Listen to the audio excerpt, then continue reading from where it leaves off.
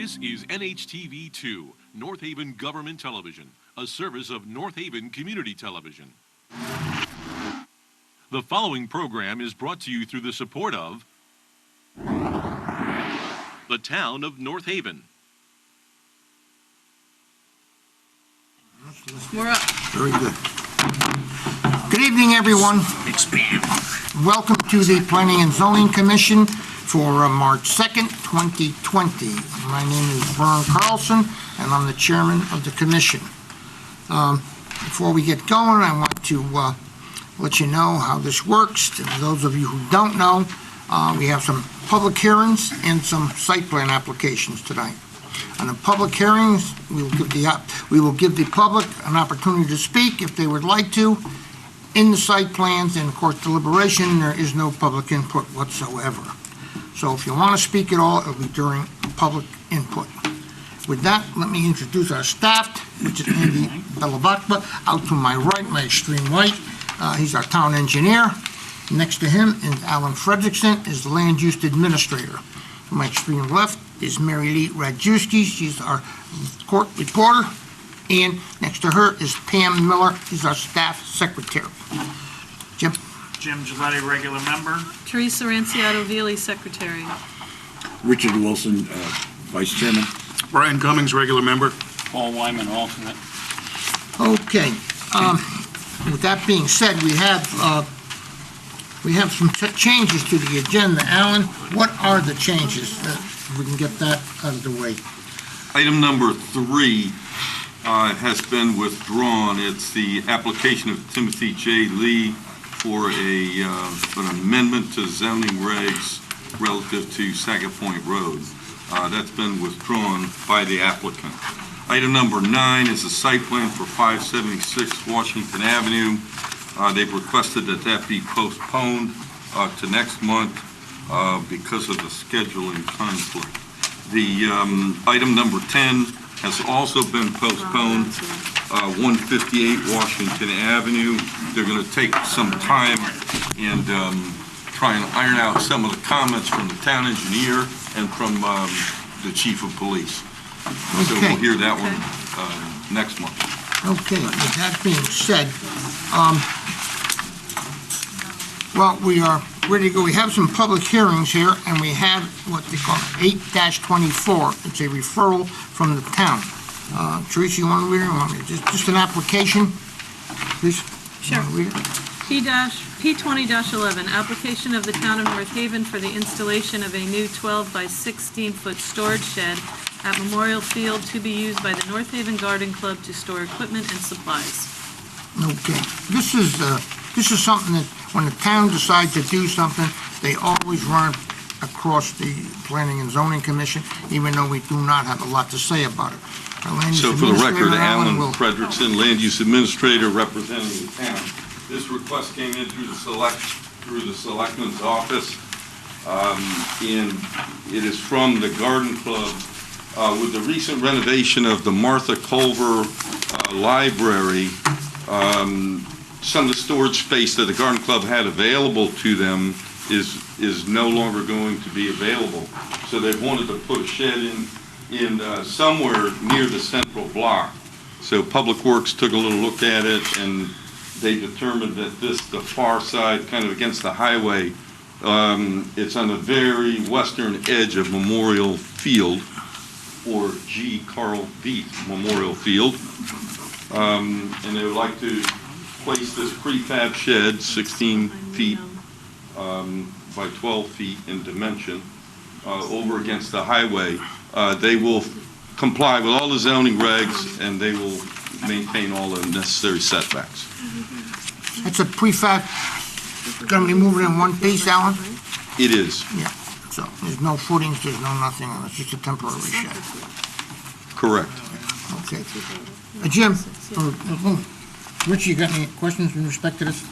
No, is that going behind the gas station? Is that where the corner Yes, is? technically it would be behind the gas station. Okay, that's good. Brian? Prefab, Alan, is that strong enough? Because, I mean, the one at Blakesley Field has been brick, and it's been there for years and years and years. And, you know, we get kids vandalizing things and things of that nature. Is that material going to be strong enough for that sort of thing? I don't think that it would be as strong as the block that's over at, and you and I are showing our age, Yeah. Blakely Field. Wyman. But anyway, Grover Wyman Park, yeah. Yeah, that's a strong structure and built, to last. The decision was to go with the prefab So it's- wood frame shed. It's their choice, so that's, yeah. I would hope that it would be something that in that location wouldn't get vandalized overly and hopefully would do it. If it does start to suffer, they're going to have to look at something more durable. Okay. So it's going to be assembled there, Alan? No, it would be pre-assembled, brought in on a truck, Delivered, and craned into place. any foundation or? No. Teresa? No, I'm fine with this. Jim? I'm just curious, who's paying for this shed? I'm going to say the town is paying for the Really? shed. The town provided the space at Martha Culver, so I think they're paying to provide them with an alternate location. Interesting. Okay. That's all I had. Ron? You okay? Okay. Very good. Thank you, Alan. Okay, Teresa, I'm going to step right into public hearings now. And first public hearing is P19-37. P19-37, continuation of the zone change application of Jarrett Russo, applicant and owner relative to 8 and 10 Grasso Avenue, map 36, lot 36, and map 36, lot 35. Plan entitled Existing Conditions, Properties Located at number 8 and number 10 Grasso Avenue, North Haven, Connecticut, prepared by Criscolo Engineering LLC, dated 4/16/2019, scale 1 inch equals 20 feet, R20 zoning district. Okay, this is a continuation of a zone change that's, it's a piece of residential property that's been sort of wedged out into industrial land. It's been there for some years, and it's just No. time now that someone has bought it, wants to change it back to the original zone. What it should be is an industrial zone. So, I mean, it's a given thing. We discussed it extensively, and, it's been told he isn't here tonight, and he said he would not be, because he gave us time. There is a third lot connecting onto it that we wanted to take time enough to advertise it and post and advise the people that own that lot, we were going to change it to the proper zoning, the industrial zone, make a straight line. With that, if there's anything that you want to say, Jim or Teresa, or... Well, first of all, should we be doing the other application at the same time? I don't think so. I think they have two independent records, but I do have a bit of a piece of input or what have you on this. I received just this afternoon a voicemail from Regina Jacobson, and I'm sorry, the best I can do is just tell you, I understand. relate what it was. And she indicated, I don't know, is Regina Jacobson here? Is anyone here on either of these? Relative to 8, 10, or 14 Grasso? Okay. What she said in the phone message was that she and her husband, Barry, are unquestionably opposed to changing the zone for their lot at number 14, and that they are also opposed to changing the zone at the neighboring lots, 8 and 10, Grasso. as opposed to all of them. That's correct. And I guess I can just relate the contents of the message, in its entirety, is that she explained that she would be suing the town, the commission's agent, and also the neighbors next door. She did not indicate for what purpose or with what grounds, but she indicated that. She was polite in the phone message, and she didn't leave a number or ask me to call her back. Okay, well, we're going to change, as these come up, we're going to change them one at a time, or we're going to change the 8 and 10 together. You're going to hear 8 and 10 together. Right. And that information is applicable to 8 and 10 and the record on 8 and 10. And I hope you will hear that and close it, and then we'll take number 14 in turn. Okay, we'll take that in deliberation, of course. Okay, good enough. You talk about this anymore, Jim, or Teresa? I think we talk about it in deliberation. It's Okay, an, it's good an enough. issue. I mean, they've got the right to complain about it. I prefer that they were here. And Alan, let me just say, I should probably recuse myself from this. I was not there. I was there at the first one, but I was not there last month. So I'm Okay. going to probably have Okay. to step back on I this. think that probably makes sense, because most particularly Right. 14 is a new one that kind of was put on by our direction, really, Right. last time, I correct? think it was entirely put on, yeah, by your, Exactly. We yeah. were trying to figure out how to do it, to do all three. Yeah, and I think we have the methodology, and I spoke with a town council, Jennifer Yeah. Coppola, and we convened about what process it should take. Yeah.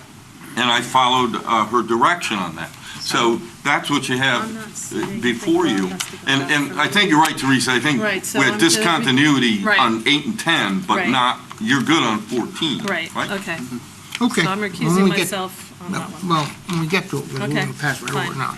Okay, any other discussion? Okay, good enough. All right, P-2030, next one. So that's all the information I have. So do you want to just open it up I'm just going to for open it right formality? now. That's why, before I move on, I'll open it. Is there anyone here who would like to speak in respect to this application? For it? In favor of it? Anyone in opposition? Any comments? Public hearing's closed.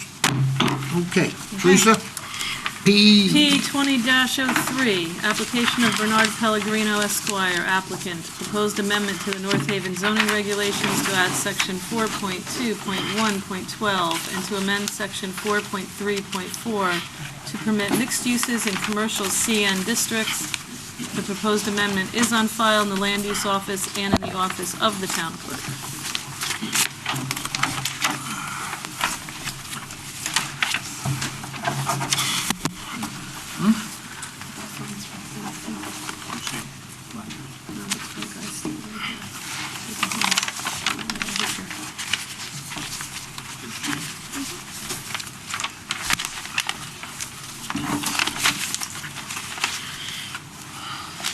Good evening, Mr. Chair, members of the commission. For the record, my name is Bernard Pellegrino. I'm an attorney with the Pellegrino Law Firm in New Haven. I am the applicant for this request to amend the zoning regulations to permit the mixed-use districts in the CN zoning district. Just wanted to set the table for you a bit. This is my 20-year copy of your zoning map. It's where all the magic happens. And I just wanted to highlight a couple things for you before we get started. This is the CA zoning district. The CA zoning district, and it's in the center of town. It's, I'll call it the Stop and Shop Plaza on the north side of the Clintonville Road connector, and then on the south side, that area from Clintonville to Old Broadway, from the highway to Maple. So that's the CA zoning district. That district currently permits mixed-use developments as is set forth in the zoning regulations today. My request tonight is to permit, with virtually the same language, and I'll highlight the very minor differences in a moment, that same use in the CN districts in town. Now, the CN zoning district in town, I think, is the smallest zoning district in the town. It essentially comprises two areas. I call it the four corners of Hartford Turnpike, where Old State and Hartford Turnpike intersect. We knew it when we were younger as the Muzzio's farm shopping area. On one side on the east side of Hartford Turnpike, there's a plaza There's a corresponding existing plaza, which used to be the meat market, currently the liquor store. On the other side of the street, next to it is a vacant piece, which is owned by my client who would like to develop that piece. And then I think there's a union hall on the other side and a gas station. That area is about 9 acres, according to Alan's calculation. The other section of CN zoning in our town is a small little piece on the corner of Skiff Street and Whitney Avenue, obviously on the North Haven side. Dairy Queen, the little plaza with the restaurant, the old clock shop used to be there, there's a salon. On the other side of Skiff, which is, I think, the Yukon property, the telephone company building, and the, I call it the Ted Cleaners Plaza, brick oven, brick pizza, and a small little plaza. They're so small, you can probably barely see them on this map, so I made some copies.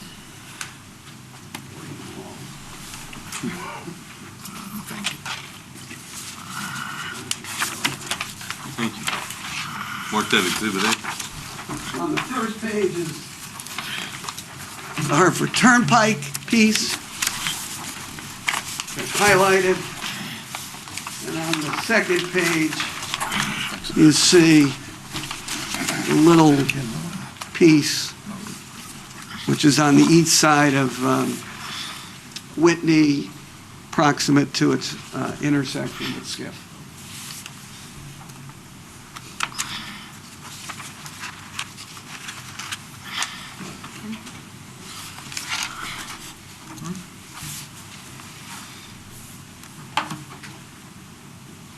So this application really only involves amending the regs to permit the mixed-use developments in those two areas. I also just thought I'd give you permitted uses in the CN zone, if you haven't looked at them recently. There are some residential uses permitted there, single-family or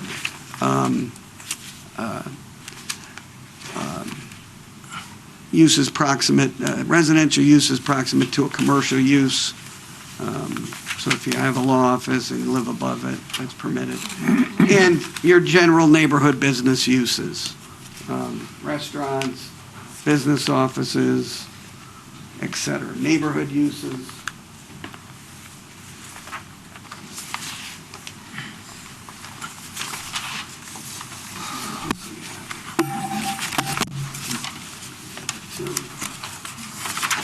Exhibit B.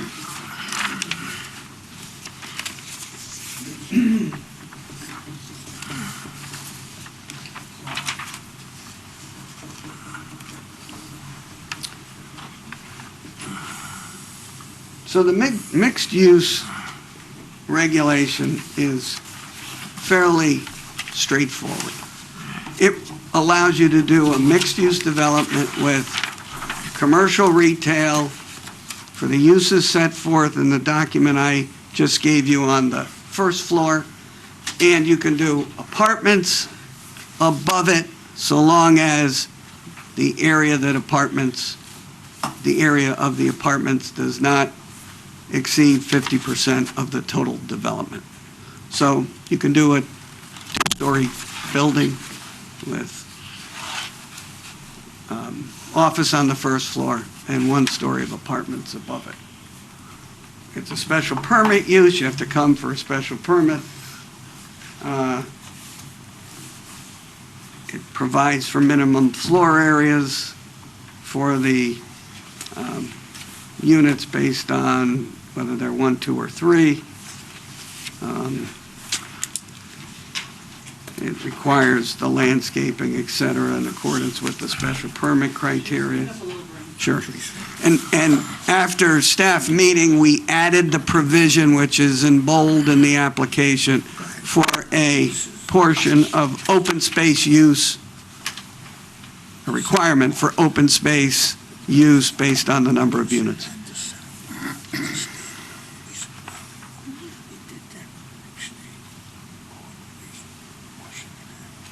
again, that regulation is already on your books and permitted in the CN zone.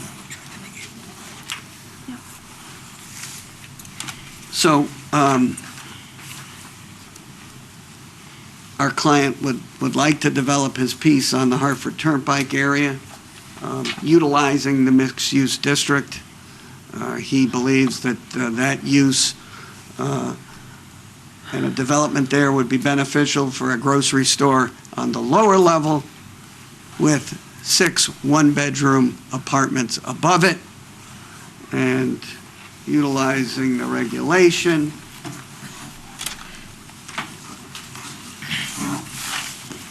We've done a rendering that would show you what that would look like on this site. Again, the lower level being the commercial retail uses, the second level for the bedroom units, obviously the parking to accommodate both, the outdoor area for some passive recreational or outdoor use is shown. I have copies for the record.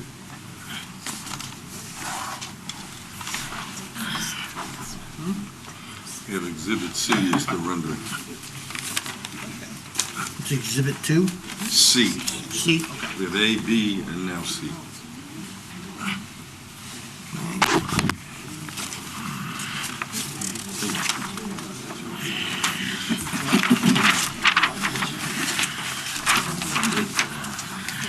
We think that the proposed amendment would be beneficial to the CN zoning district for a number of reasons. You're familiar, at least with the Hartford Turnpike area. I think what our market analysis reveals is that the retail office alone is insufficient economically to support this type of development as a standalone commercial use.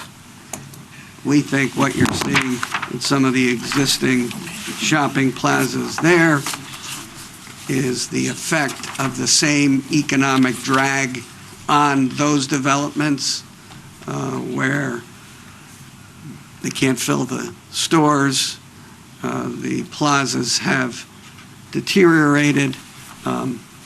Our analysis of doing this is that the mixed-use project, as is permitted in the other zone, would be beneficial to cause some economic redevelopment in these 2 areas.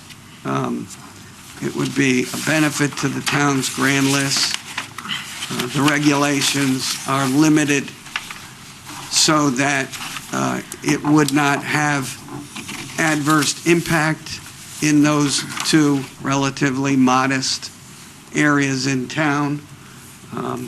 In our case, we think it would allow us to bring a use that would be beneficial to that neighborhood, because in the Hartford Turnpike area, getting to a market or a grocery store requires, you to go to either end, either to the Hamden plazas or all the way over to the Washington Avenue side of town, which isn't easy to get to from this area.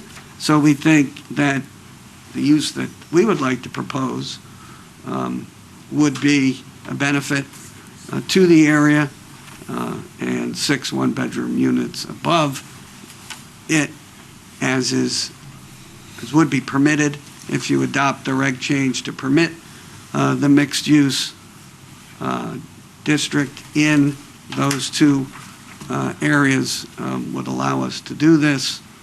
And as you can see, it's in keeping with that area of town, and quite frankly, the area along Skiff Street as well. So I'm happy to answer any questions you might have. Okay, I just have a couple questions for you, Brian. just let it go. I just want to bring out just one point for whoever might be watching this, that if we change this zone, this will change throughout the whole town. In those two zones. Yeah, right, The two little right. ones that I highlighted, the 13 acres I got it. in the entire town just would be wanna able make to it- I wanna make do it, something but- nice like this. I agree with you. 13 acres would be nice to own. But in any event, I'm going to let the commission, I know they've got a ton of questions here. You want, Teresa, you want to Go go? ahead, You want to go? it's up to you. You decide who goes first. Really? Teresa goes, okay. Okay, all right. So the zone, the CN zone, first of all, I mean, I'm familiar with both of them, but the one particularly up on the Hartford Turnpike, Upper State, that was, and you correct me because I'm not positive, but that was CN only because those uses existed prior to our zoning, if I'm correct. The gas station that was there, I think, prior to zoning. Mr. Lambert, our I see is here, but he knows better than I do. So that zone, Bernard, is smack dab in the middle of, that one particularly, in the middle of all residential. And so we established as a commission the CN zones for Broadway and for Washington Avenue, particularly because we thought it was good for the center of town. They were walking. We wanted to make stuff that we could walk to and from stores. So, I'm not seeing this fitting in with any of the neighborhood at all.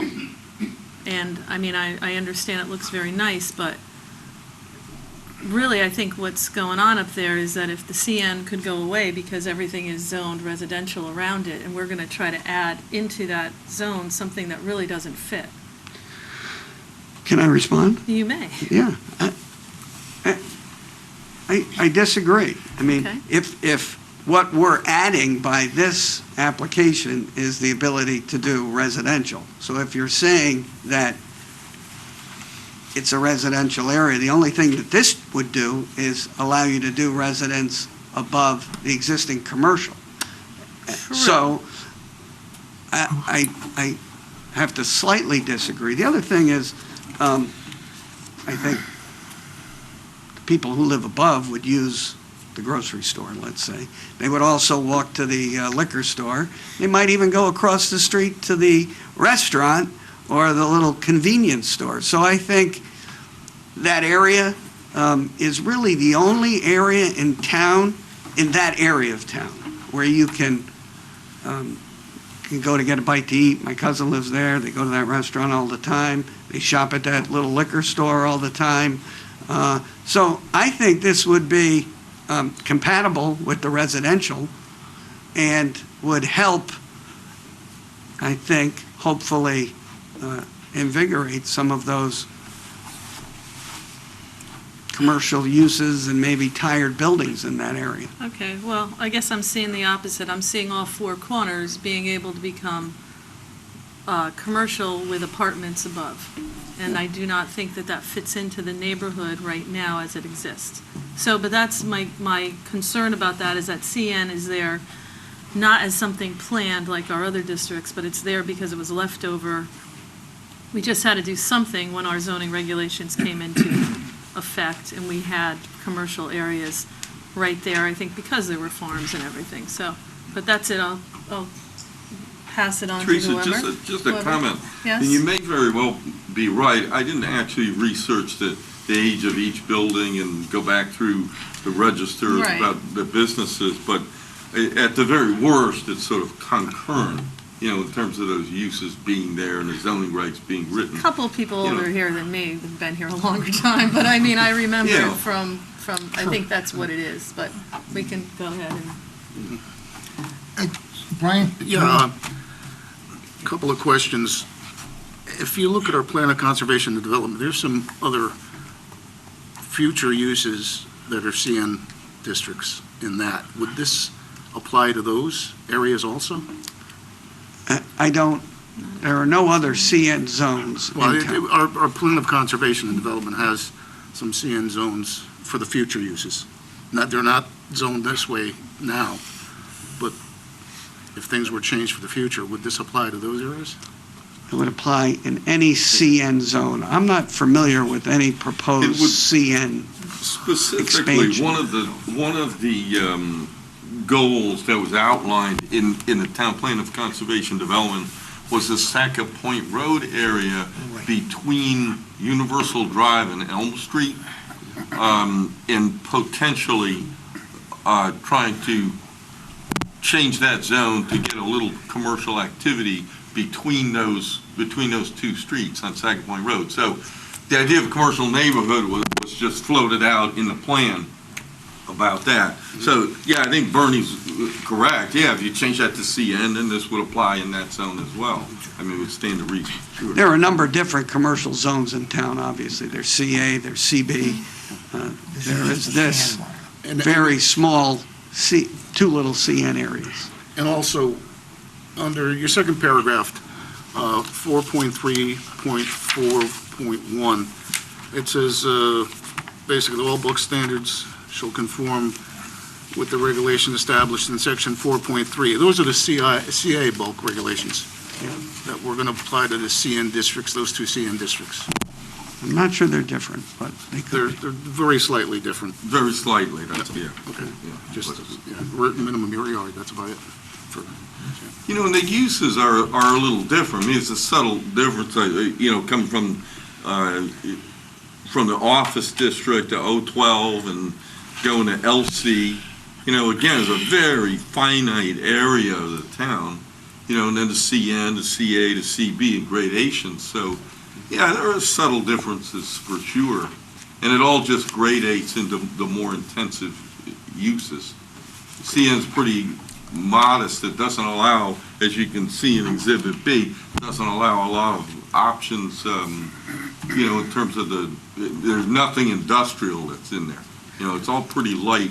Yeah, I mean, truly, the moniker doesn't really mean anything, but it's a commercial neighborhood, such as modest services, retail, things like that. Yeah, I would say that the CN is the most modest, CA is next, Yeah. and then your CB is your most broad commercial before you get to your industrials. So, Okay. Jim? Yeah, I think we're mixing terms here a little bit, and I think what you're trying to do is take the CN zone and add the multifamily uses to allow mixed use in the zone. That's really what this is about, and that's where it gets a little confused about what happened in 2011. We allowed mixed use in 2011 in the area that was coming up to the green with the idea that we were trying to stimulate, a walking environment. This area, walking environment is not on the table. I mean, where are they going? So it's not the same motivation. We were trying to get people to live up above the buildings down here and come down to the green and come down to the restaurants. There, they could go to the Four Corners. That would be as far as they could go. So I don't think the same arguments exist. My reservations are, I'm not sure why we want apartments. We've gotten a lot of apartments lately. I'm not a big fan. But I'm not sure why. I understand your clients, and the biggest reason you gave me was economic. I understand your client's reasoning. I don't know why the town wants more apartments there. For one thing, it puts us even further behind with the affordable housing equation. I haven't heard anything about any of these being affordable, so they wouldn't be. They'd be market rate, I presume, which is fine for your client, but it puts us further behind. And I just don't know, give me the reason, other than you're telling me you want to revitalize something. Your client owns an empty lot right now, right? Yep. So we're not going to revitalize that, other than build something on it. I'm not saying that's bad, but it's not the shopping center across or the gas station and the other parcels. So give me the reason that we want to do this, other than the economic reason for your client. well, I think the same economic reason would apply to any property on either of the two parcels. It would allow redevelopment with the benefit of the apartments above to get some redevelopment of those parcels. If you look at some of them, the economics of simply the commercial doesn't work. And so they're failing. That's not good for not only the property owners, but the town as a whole. They don't look great. They're not generating tax dollars. They're not generating income sufficient for the property owners to redevelop them. This type of modest apartment living has become popular for young people and older people. So I sold my house and moved into an apartment in an area where, you know, you could walk. The difficulty with that argument, and I understand what you're saying, but that would mean every business piece we have in the town, we should allow them to put apartments on the second floor. Right. Same argument would apply, right? Well, not necessarily, because I think some of those areas have a larger, they're on those Washington Avenue districts where the traffic Which is. also have vacancy issues and rehab issues. A Yeah, lot they of do. those parcels, right? Mixed use is what is the development that is being preferred these days. I get it. It's very popular Okay, for the reasons that I mentioned earlier. So, yeah, maybe that's true. I mean, Right. Hamden has done the same thing. And I'm not sure that's a good selling point. That's my point. so can I have another point, and I'm going to bring this one up because, again, I have concerns that it's not, does not fit into the neighborhood that's there. So your client and any other person who owns those properties can just build homes because residential is allowed there. So if he wanted to take his, I don't know how big it is, but It's about I 4 mean, I know acres. how big, you know, if we had to situate homes. So you can build single-family homes there. Which would probably take it back more toward what the neighborhood is and has become over the years, since those other uses, I think, have gone away. So, I'm not seeing that fitting into the plan up there right now. You're not seeing a whole lot of Okay. new single-family homes coming up in our town, if you Right. haven't noticed, so.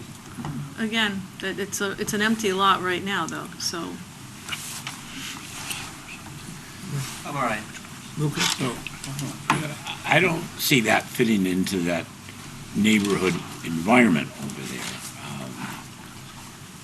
Single-family homes, I understand that, but to build that kind of a commercial property seems out of place. Well, it's zoned commercial, Right. Yes. so Well, maybe it's it's the combination. It's the a combination. Yeah. I guess I just don't see it. If it's zoned commercial, so there's no argument from the first floor down, and the argument is, well, it's residential, we're proposing residential on the second floor, so it's the best of both worlds. You got your residential that you like over there, and you've got a commercial development that would be nice for that neighborhood, that could be built, could thrive, could generate new tax dollars for the town, might even bring some of those neighboring properties kind of back into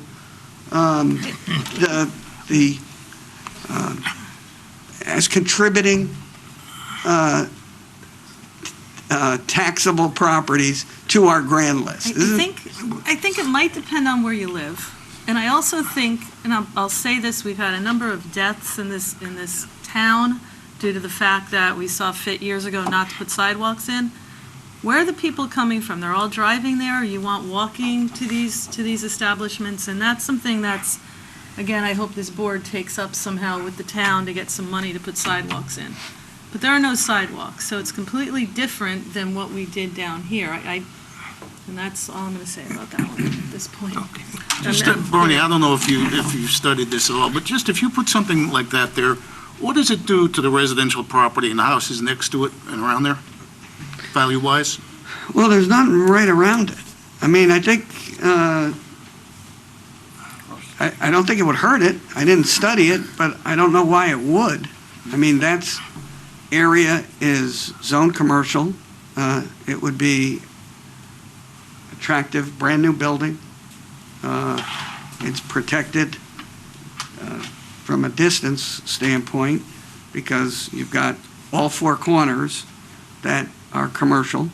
And it would be a neighborhood use that those residents would use, I think. If I needed to go get, some hamburg meat and a gallon of milk and pasta, and I didn't have to drive all the way down, cut through Tully's Road, come back and go to Stop and Shop, but could drive over here 2 blocks away, get my stuff and go home, I would think that's a benefit. Or if I was a young professional who's living upstairs and I could walk downstairs and get that stuff. It's okay if you're there, Bernie. Most people that live in that area or any rural area in the town, they do travel downtown, Hamden Plaza, Universal Drive. They do shop other than just the local stores. Yeah, They're not but going to support that local store exclusively. we'd like to get them to stay in town and shop at our It place, would be nice wouldn't if they'd support that store. I'm sure you agree with that. we? I do, wholeheartedly. That's why I'm here. Thank you. Hey, Bernie, I Paul, have a you have anything to question. say? All right, Rod has a Sorry, I have- question. I have Oh, a I'm sorry. question. So, if I understand this, the commercial sort of uses are sort of not sustainable here without the residential on top. It sounds like having these 6 units on top would actually sustain it. Otherwise, it's still possibly an empty building downstairs. So are you saying that just having these units on top would be enough to actually make the whatever goes downstairs succeed? Or otherwise, if there's nothing upstairs? I don't know if those 6 units would wholly make it succeed, but to redevelop this site for the commercial use, I think the supporting income that would be driven by the 6 units would allow you to sustain the construction and development of the site. Just so I understand where that is, you go up Upper State Street to, The light. to the light and be on the right, is that where the lot is? Or is No. it across to next to where the meat center was? That's correct. That So it would be in that corner. That corner. And is there's sewers there? I don't think so. No. No. Okay. All right, Good point. Okay. Good? good. Ryan? Good. Rich? Teresa? I'm Good. all set right now, Good. yes. Right, good. Okay. Okay, Bernie, you all set with your presentation? Good. Okay, let me open this up to the public here. Is there anyone here who would like to speak in favor of this application? Okay.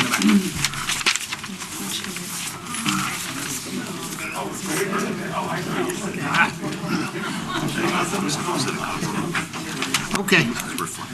Is there anybody here who'd like to speak in favor? You could Oh, go. go ahead. You're allowed. Could you tell him to turn off the air conditioning? Yeah, tell them to turn off the air. Crank it down a little bit. Anybody in favor? Anybody who wants to speak in favor? Okay, anybody in opposition? Mr. Okay, Vaccaro would like to get okay. Vic Vaccaro in the back. Yep, turn up. Sure, come on, get up right up to the mic. All right. Give us your name and Okay, For the I'm record. Vic Vaccaro, I actually live 1860, and I played on this property. Vic, V-I-C. Vaccaro, V-A-C-C-A-R-O. 1860. Hartford Turnpike. You good? I played on this property like 40 years ago, and I still live where I could look at this. This cannot go, it does not fit the neighborhood, way too big. This area, this four corners, one side, they can't possibly make this safe. They can't make it safe if they put something in there. It's a bad 4 seconds, there's no room.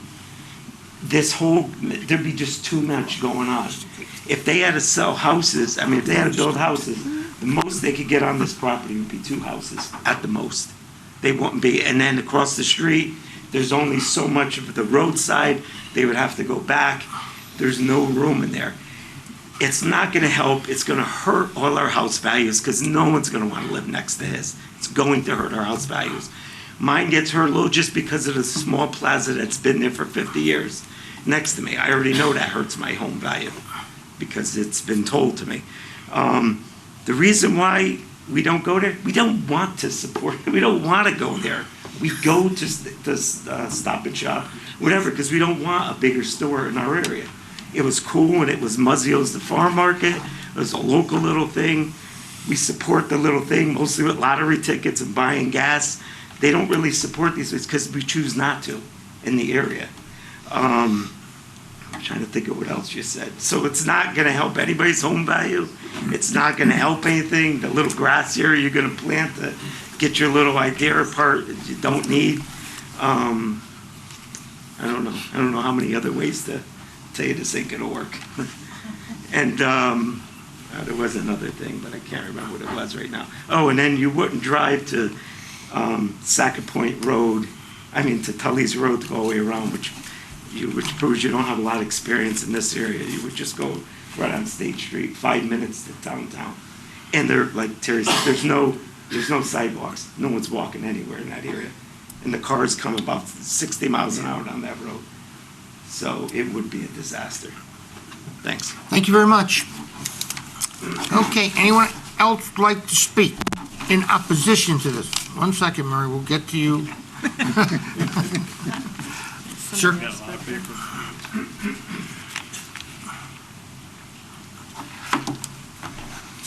My name is Dan Hott, H-O-T-T. Address? 75 Todd Drive South. Yes. So I've been a resident here for about 25 years. I live right down the street. I do not believe it would fit into that spot. I agree with a lot of the board members' concerns. I do not agree that it's an inconvenience to go to Stop and Shop, where if you go the other way up Hartford Turnpike, there's a shop right up the street in Wallingford, right across the line. I don't believe that most of those businesses, especially where the liquor store have been very successful, there's been a number of businesses in there, so I'm not sure why this newer building would have much more success. I just don't think in a retail environment there's enough people that are coming from anywhere else other than just that general area to shop in those stores. So I don't see the benefit of having mixed use. I don't see the benefit of having the apartment. I agree that the upstairs would not, maintain those businesses. And I also don't think that they would be affordable for young people or senior citizens. I don't agree with that statement as well. So I am in opposition to this plan. Very good. Thank you very much. Thank you. Anyone else like to speak? Step up. Bill, right up to the mic.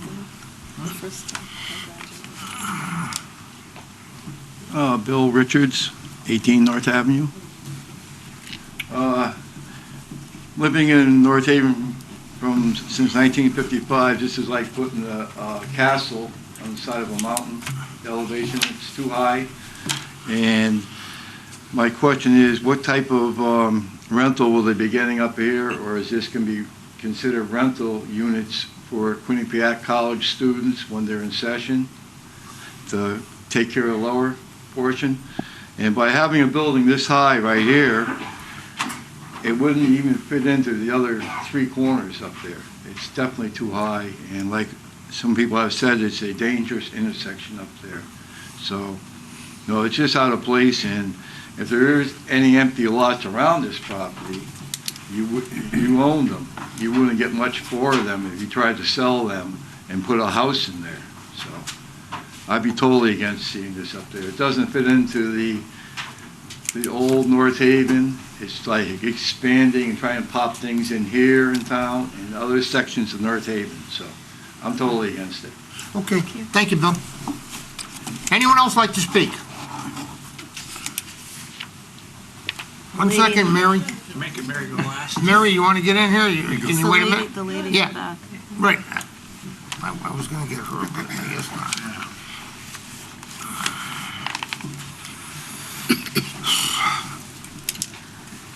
Mary White, Summer Lane, town resident, 30 years. Thank you for allowing me to speak about the proposed amendment. Thank you all for your dedication to the board, your time and effort for making sure we have appropriate zoning regulations, and your time and effort to protecting the public's health, safety, and welfare are most appreciated. I would like to give a special thank you to the Land Use Administrator, Alan Frederickson, for answering my questions and providing me with the correct information.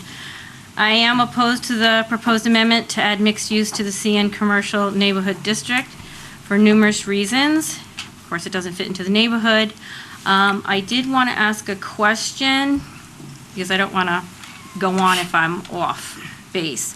Where it says the 4.3.4.1, all bulk standards shall conform with the regulations established in section 4.3, is that including the uses? Is that what that's meant? No, the bulk regulations only, setbacks, coverage. Okay, okay, like height, square footage, okay, just want to make sure, thanks. Okay, so the first reason is relative to the number of residential units permitted. We know of the 19 parcels in the commercial neighborhood district, 11 parcels may be developed with apartments if this amendment is approved. We did hear 13 acres, that doesn't sound like a lot, but per the reg, only 20,000 square feet is required to utilize this amendment, so that's half an acre. So at first glance, it appears from reading the proposed amendment, the number of apartments would be limited because they cannot exceed 50% of the total floor area of the mixed-use project. Then it changes. Enter the loophole. So from the amendment, quote, any mixed-use residential project exceeding the allowed square footage percentage must receive special permit approval by Planning and Zoning Commission and additional fire protection measures within the building, as recommended by the fire marshal, close quote. If this amendment is approved, this commission knows proposals will come before you exceeding the allowed square footage. Please don't fall for this. Okay, the next reason I'm opposed to the amendment is it is contrary to the North Haven Plan of Conservation and Development, even though language contained in the amendment states, quote, the mixed-use district is also being adopted to guide the future growth and development of North Haven in accordance with the Plan of Conservation and Development, close quote.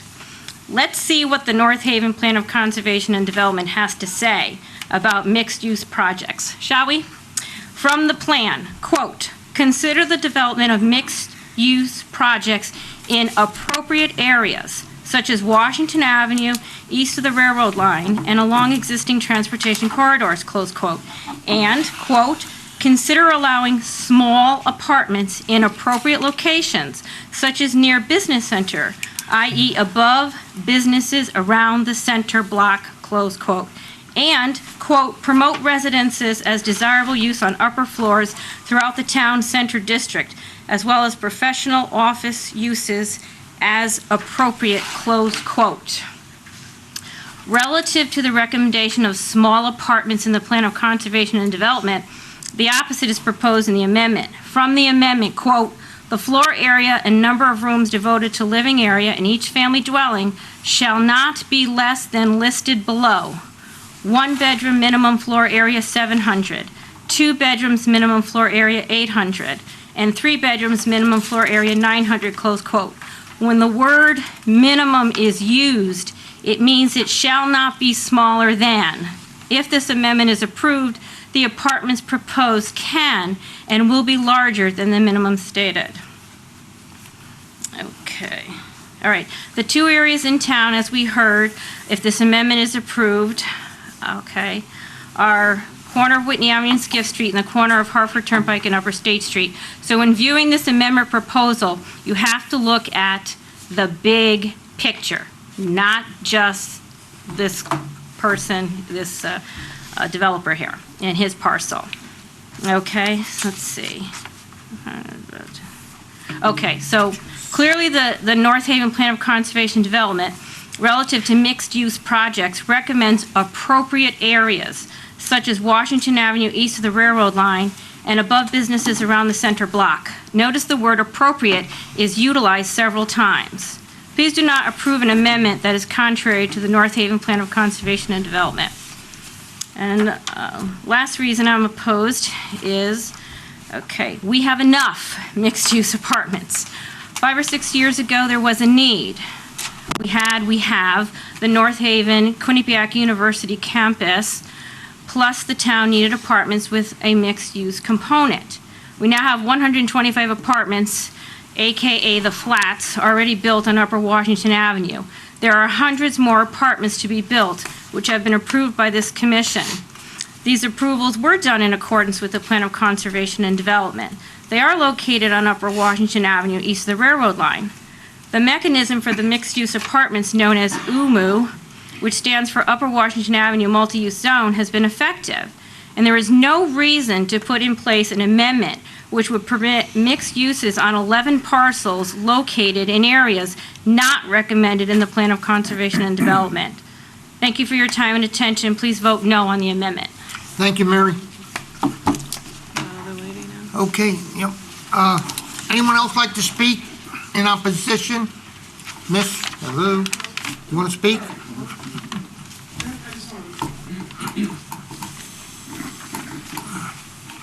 Kathleen Henry, 50 Spring Road, over 20 years. I just want to make sure, double down on what Mary said and what you had said. If you approve this, then that opens up the gates all over town, correct? You're correct. To any CN zone. CN zones, yeah. Right. Yeah, Right, okay, I'm opposed to that. Okay. For various reasons, all of what she said. okay, thank you very much. Did you get Did you her get- name? Miss, Henry. oh, yeah, okay, I'm sorry. Anyone else like to speak? Anyone speak in opposition? Any comments? Okay, Bernie?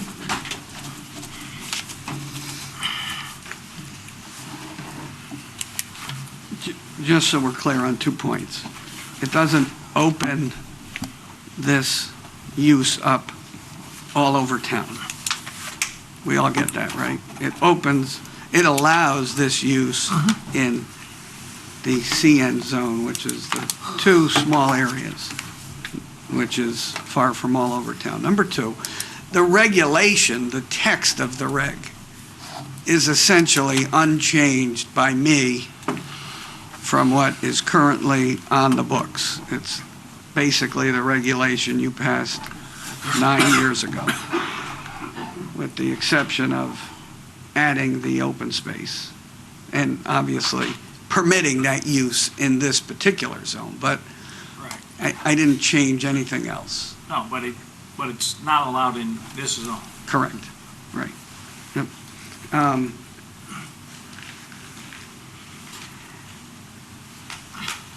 So we've talked about this area, but on the issue of mixed use on the Skiff Whitney area, I also think it's appropriate because there are multiple businesses, some in Hamden, some in our town, along Whitney Avenue. You do have sidewalks there, and by the way, we would, this development would have sidewalks, new sidewalks on at least this property. So there is walkability in, I think, the 4 corners here and the areas on Skiff and Whitney there.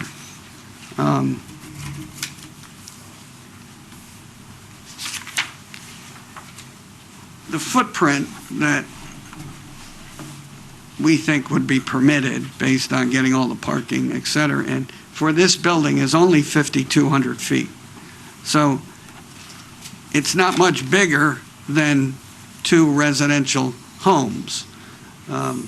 So I take exception to the thought that it's out of scope, out of character, and too big. You could build this building there today for retail commercial use. So the regs currently permit you to do this building right now. The only difference between this building, if you pass the reg, and this building, if you didn't, is, well, there's 2 things. One, you'd have retail office up here as opposed to 6 units. And you'd probably have to have a bigger parking lot and more traffic. So, I think that whole argument goes out the window, because you could do this today. The only difference is you have a less intense use on the second floor than you would if you built it today. And that use would be more compatible, arguably, at least in this area, with the neighboring residential uses. So I think that this gives an option to developers here and in the other areas on the Four Corners as well as Skiff Street that may be more beneficial and more compatible than the current zoning regs do. So for that reason, I would hope that you would approve the reg amendment. Thank you. Okay, Bernie, thank you. Alan, you got anything you want to add to this? Andy? No, you know, honestly, I didn't touch the text of what's there. The text is the text that came through in 2011 with the CA zone amendment. I don't really like the text that's in there. There are a lot of aspects of it that I would kind of want to tweak a little bit. But I guess that's all I would have to add. I think I would call out specifically that it requires a special permit, not just a public hearing. I would change, make a few tweaks to it if that were the case. But that's, anyway, you get into deliberation. What we got now is what we got, what we're dealing with here. Okay, Commission? Good. No? Rep? Good. Yeah. Okay, everybody's good. Okay, Bernie, thank you very much. And okay, folks, we'll close this public hearing. No more input. Thank you very much, folks. Okay, Lisa? P20-04, subdivision application of Vigliotti Construction Company applicant, Piper's Farm LLC owner, for 2 lots relative to 343 Clintonville Road, map 69, lot 55.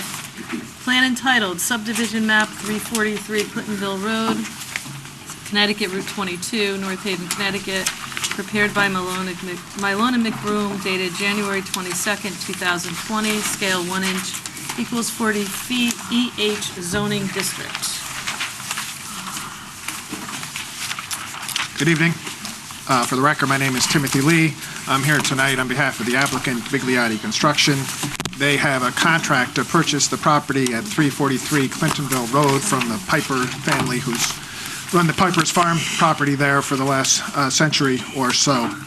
The property was before the Planning and Zoning Commission several months ago, where the commission approved a change to the elderly housing district, which would allow us to build 55 and over housing. As part of that development plan, we're here today seeking to divide the property into 2 separate lots. The property itself is a little bit over, is about 12.8 acres. We're seeking it to divide it into 2 parcels. One parcel is about 300,000 square feet. Second parcel is 256,000 square feet. Property does, to the rear, have some wetlands on the property. We were before the Wetlands Commission last week for a subdivision referral. They gave us a positive referral, and we're here tonight seeking to divide the property into 2 parcels. Assuming the subdivision goes through, we plan on reappearing before the commission with a special permit application for the 55 and over development. That application's still in the development stages. It's still going to require a trip to the Wetlands Commission, so it's probably going to be several months, if not more so, before we're back before the commission with a detailed plan for the application. But for purposes of tonight, we're just seeking to divide the larger 12.8 acre parcel into 2 separate lots. So, I assume the reason we're here to split it is because it would allow for more on each lot if it's split, correct? the property is now zoned elderly housing. There's a minimum acreage, well, you can get 60 units per 200,000 square feet. So if you divide the property, you get 2 parcels which will comply with zoning. We'd be able to get up to 120 units, 60 on each parcel. Tim, both units both lots would still remain elderly housing? Well, yeah, the zoning's not changing. We're just seeking to divide the property in 2. Tim, the lot spline is right there. Yeah. What is the reason you have that? It's a function, well, it's 2 things. One, it's a function of how the elderly housing regulation is divided. But 2, our plan is to come in with 2 developments, one on parcel A and one on parcel B. The developments are going to be integrated so that they're going to function together, kind of as a whole unit. But since we're dividing the property, we have setback issues. So the purpose of the line is to kind of configure it so that we have some common elements that we can use together for both buildings. Okay, is there going to be a clubhouse or something in respect to this? The property's not been fully designed yet, but Right. I do have a schematic drawing that I can show you. You'd have one building here, and then a clubhouse centrally located between the 2 units. Once again, I'm happy to show you the plan with the caveat, it's not a final plan, it's just a schematic. Wait, before we get there, just explain this to me, because I'm confused. When we approved this, whatever it was, months ago, how many units could they put on the property? Up to 120. One property up to 60. 60. One property up to 60. The EH reg reads and has, since its inception, no more than 60 units per parcel. But in fairness to the applicant, weren't they telling us they were trying to get 120, like right from the get-go? Yes. Did you? Yeah, it's always the plan. That was my understanding. So this was the plan back then. I'm trying to understand why we're doing what we're doing. So what we're doing is subdividing it so that you can make use of the plan that you had when you came to us initially. Correct. This is not a surprise to jump up the number of units. No, it's what we had envisioned doing. That's all I wanted to know. Thank you. I just didn't understand. I get it. Okay, so Now you can go back and get whatever you were getting. Thank you. all right. This is irrelevant there. It's going to be one clubhouse for both buildings. It's going to be one clubhouse for both buildings. Yeah, okay. And once again, this is a schematic, it's not the final plan. I'll take it.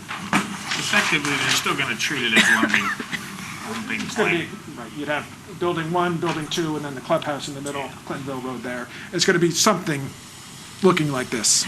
And then the wetlands is in the back, so we're not going to touch the back of the property. So can I ask a question? I think I asked this before. Are the lots, so you're not coming all the way out to Bassett Road with this? It's coming to the rear of the lots on Bassett Road? Or is it This is coming Bassett out to Road back here? Bassett? Right. Well, they don't touch, they have no frontage Okay, on Bassett. I did not know. Okay, just quick, that's a question somebody asked me in the neighborhood, so. This is the wetlands right here. Yeah, This that's, is the wetlands buffer, so really nothing's happening to the rear of the wetlands line. okay, thanks. Yep, okay, that's good. Ron? Jim? I'm good. I'm Lisa? fine, Thank you. I understand that. Thanks. All right, Tim, just one thing, you've seen land uses comments, you're okay with those? That's fine, yeah. Okay, good. We're proposing sidewalks because even though the plan's not developed, but when we come back with the plan, we're showing sidewalks anyway, so. We knew you were smart, Tim. Okay, You know, I have to say, I did the comments a little bit earlier in the week, and I remember when we entertained the zone change application to EH, they said clearly they would provide the sidewalks, and they would try to provide them across to the corner. So there was that. The plans were really drawn for the wetland submission, so this drawing was provided that does show the sidewalks there, which was important, but my comments reflect an earlier plan. okay. Let me get this. Anyone here would like to speak in opposition to this application? Anyone in opposition? Opposition? Okay.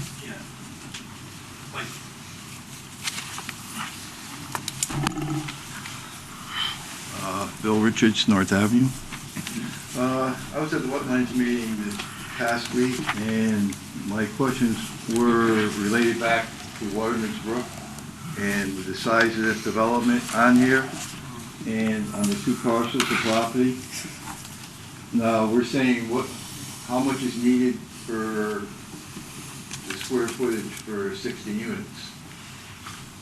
Well, there'll be a site plan All right. coming so soon. there'll be a site plan, all right. So, is the site plan gonna take up almost all this area? Well, until we see it. We don't have it yet. Without proceeding to the other Yeah. side of the wetlands, that's what I'm concerned about. Yeah, well, listen, our wetlands, they're gonna go before wetlands with a site plan. Right, I'll have to go back again. Yeah, of course. Right.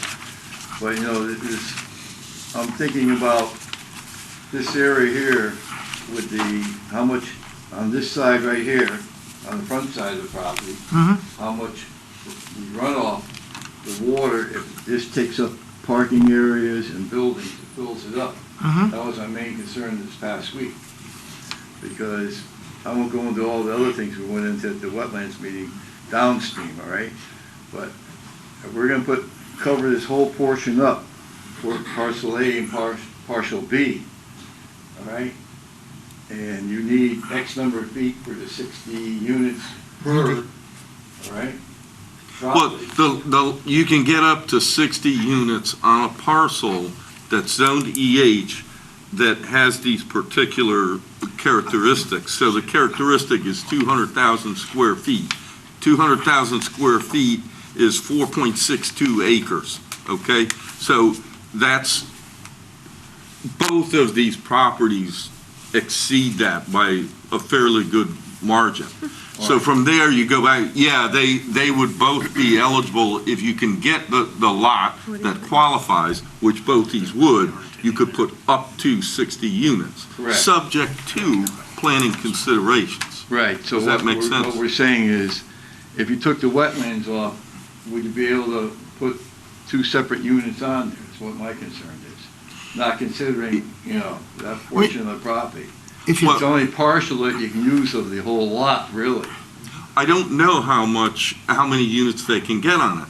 And one of the comments that, was discussed at wetlands is, we don't know how many units you're gonna get on this. And Tim Lee represented on behalf of the client, we're not committing to a particular number of units, what have you. Their goal is to get 60. Yeah, so we don't have to give, they may not get 60. Right, so Is the it point. could be a lot less then. It could be, Right. it could be 30 for all we know. Yeah, But the fact of yeah. the matter is, they need to come back. This is strictly a lot line divide. separation. Yeah. Is what it's Right. making 2 lots out of 1, so it allows them to go forward from here. Because They could not I exceed didn't realize that 60 the per lot. lot line was going this way. I thought it was split, Oh, okay. Okay, well, Yeah, in any last event, week. it goes straight down to their bill, and they're gonna be going back, after they get the drawings done. Right, correct. Then they'll be going back to wetlands, and then wetlands will address whatever concerns be, and it's gonna be a public hearing, I'm sure, and you'll be able to express your concerns there, Okay. because we certainly can't do it. If you wanted to hear from Andy, you could speak with Andy, and I'm sure he'll help you out as much as he can. All right, that's it, thank you. Okay, sure enough. Anyone like to speak in opposition? Anyone like to speak in favor? Anyone have a comment? Tim?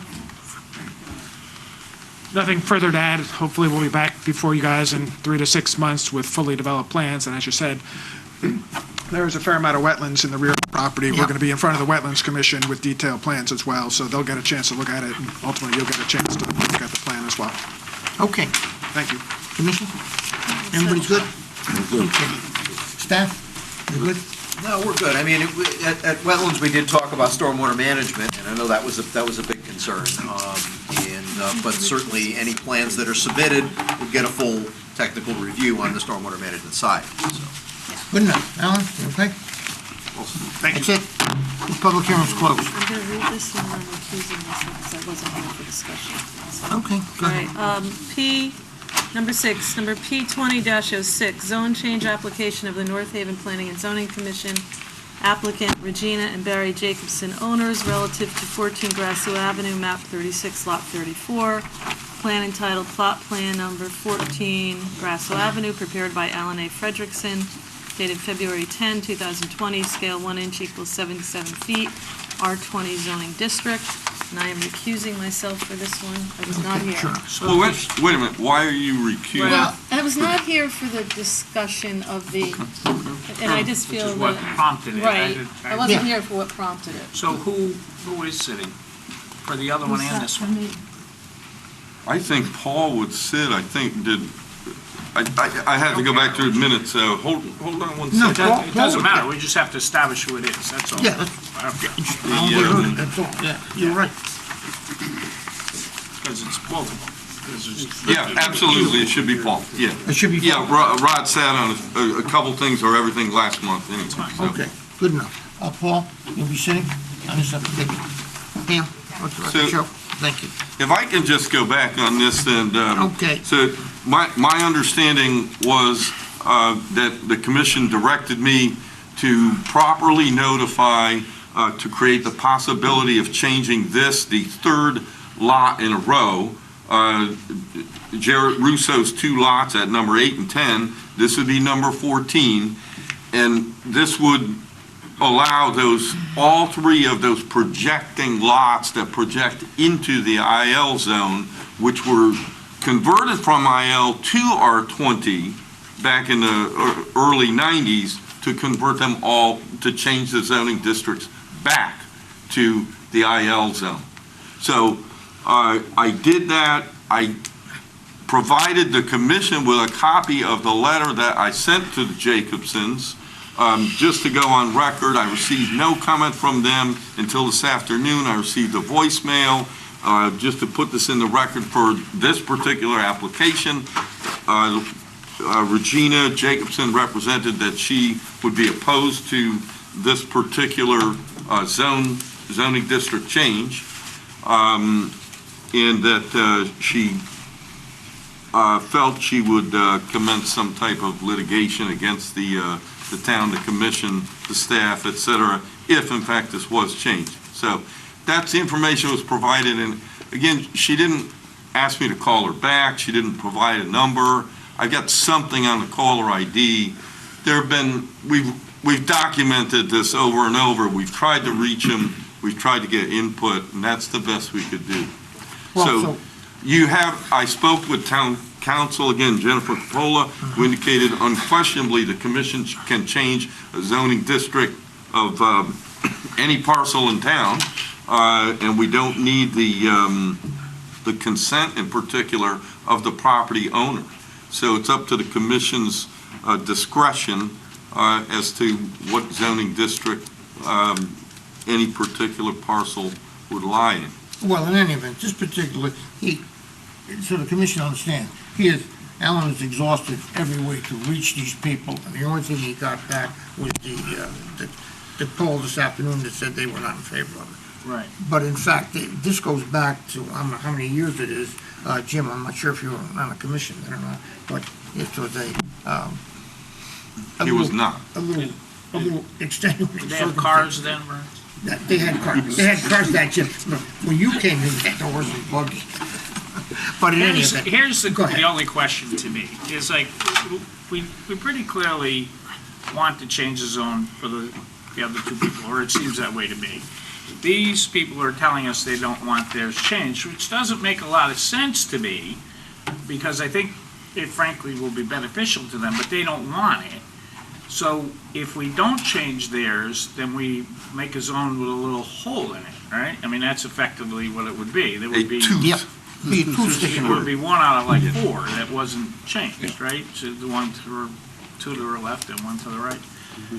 So, I mean, that's my only, I think we go into deliberations and make a decision. I think you make 2 separate decisions. You decide on the first one and then you decide on the second one. If they really don't want it, I mean, I don't know that we have to make them have it, but I mean, for me, I would change the other 2. I think it makes sense to change all 3, but am I going to force them to do it?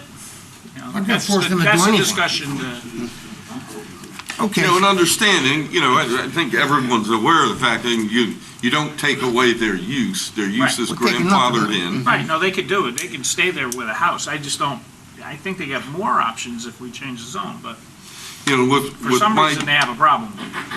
With my particular professional background, I could see how people would say, well, you just want the line to be straight rather than crooked. But it's not really that. We're looking to keep like uses together. We're looking to make an intelligent land use decision about the area. And it's for the benefit of the residences that are there and the residents who are there and the industrial tenants and the industrial owners. So it's like uses. But, I mean, they have an argument, they could make it, it'd be better if they were here, but they could make an argument they want it all to stay residential. They can make that argument, but I'm not sure I don't think I would buy that argument. I think that's where we're gonna be deliberations, but I think we just go to deliberations. Good enough. That's it. Everybody else set? Yeah. Okay, good enough. Okay, Make sure there's everybody here. this is, is there anyone here who would like to speak in opposition? Is there anyone who would like to speak in opposition of this application? Anyone in favor? Any comments? Okay, public hearing's closed. Okay, Teresa? I'm back. Teresa is back. Number 7, P20-10, subdivision application of Richard Dyer Carlton, executor, applicant, the estate of David A. Carlton, AKA David Allen Carlton, owner for 2 lots relative to 1048 and 1050 Hartford Turnpike, map 34, lot 67 and 68, plan entitled Record Subdivision Map Limited Property Boundary Survey prepared for estate of David Carlton, 1048 and 1050 Hartford Turnpike, North Haven, Connecticut, scale 1 inch, equals 30 feet, R20 zoning district. Okay, Vern? Good evening, Mr. Chair, members of the commission. For the record, Bernard Pellegrino. I'm an attorney with the Pellegrino Law Firm. I represent Richard Carlton, who is the executor of this estate of his brother David, who's the owner of this parcel / 2 pieces. 1050 and 1048 Hartford Turnpike, if you believe the assessor. The assessors had this property as 2 lots for as long as the assessor records at least can prove, which is 2000 or 2001, and according to the Carlton historical record since probably 1959 when they acquired the parcel. I brought you a copy of the assessor's map to show you what I mean.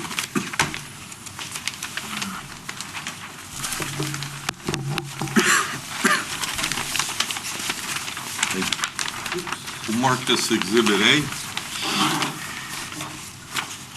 And they've been paying taxes accordingly for the last 60 years.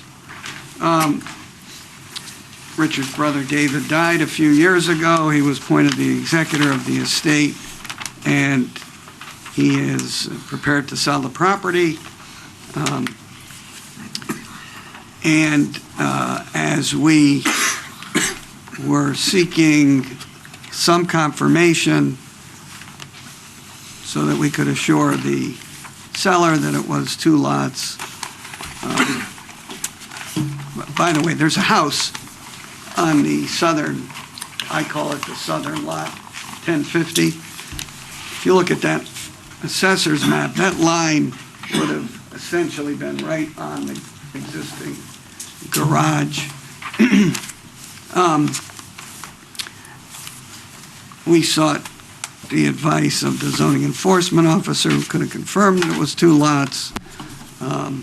Could not, I just didn't hear what you said, could or couldn't? Could not. There wasn't an existing subdivision of record.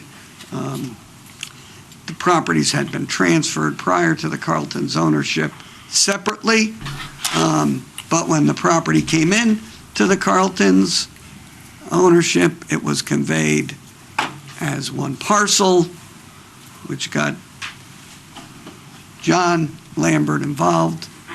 We've both been working on this for some time, which brings us to tonight. I think there's an argument that today it's 2 lots, based on the historical field card, et cetera. If it's not 2 lots, I think it's 1 lot that has not been previously divided, and therefore we're entitled to what I call the free split, Right.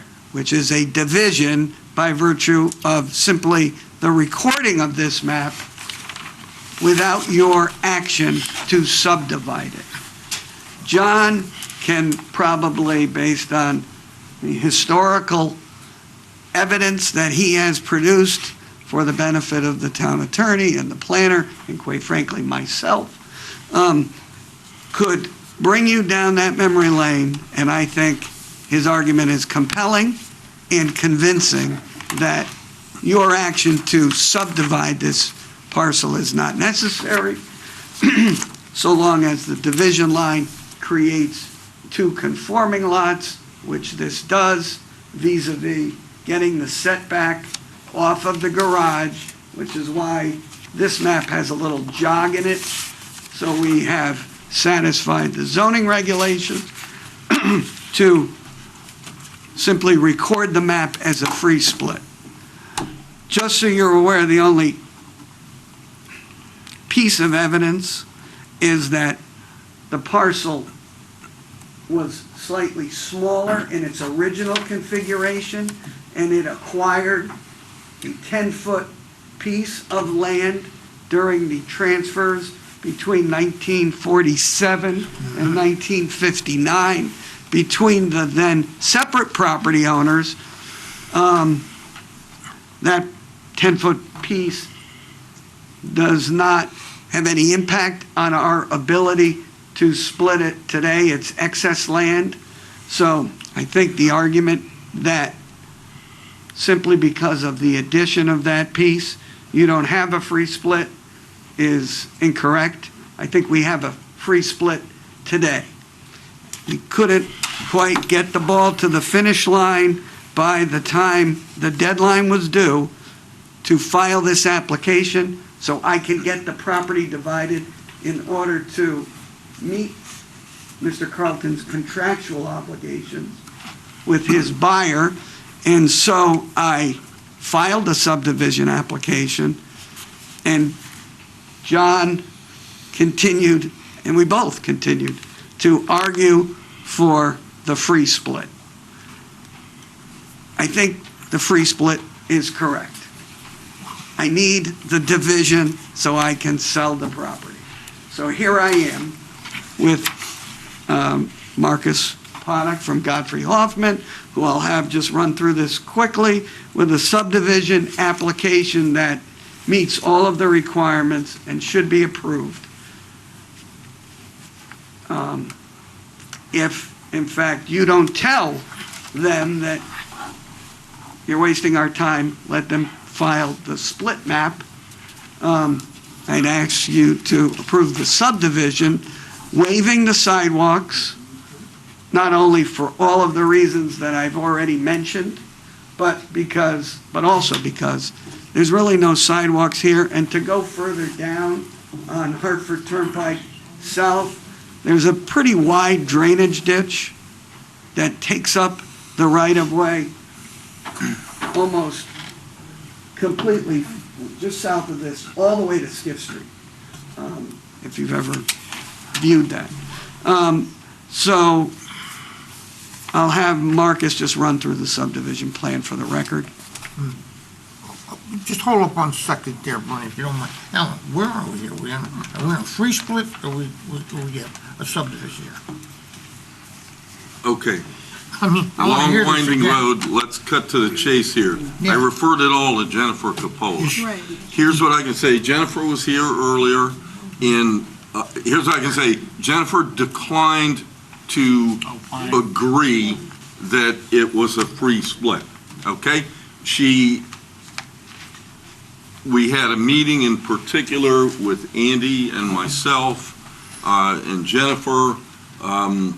All the information that John Lambert gathered about the deeds was not available to her at that time, but for whatever it's worth, and I will say this, I'm a licensed architect, Andy is a licensed engineer.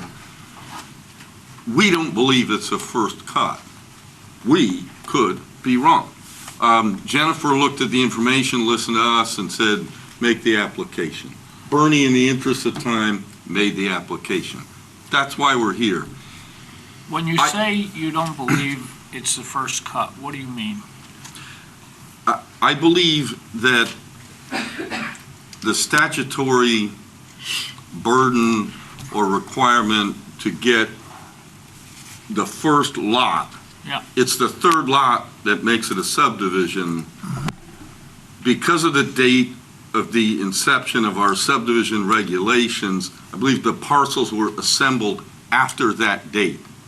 And at risk of getting into an actual discussion about, you know, the actual dates and actual parcels and the way they were, the way it was split, I don't disagree with anything Bernie said about the assembling of those parcels, but I don't believe it's the first cut.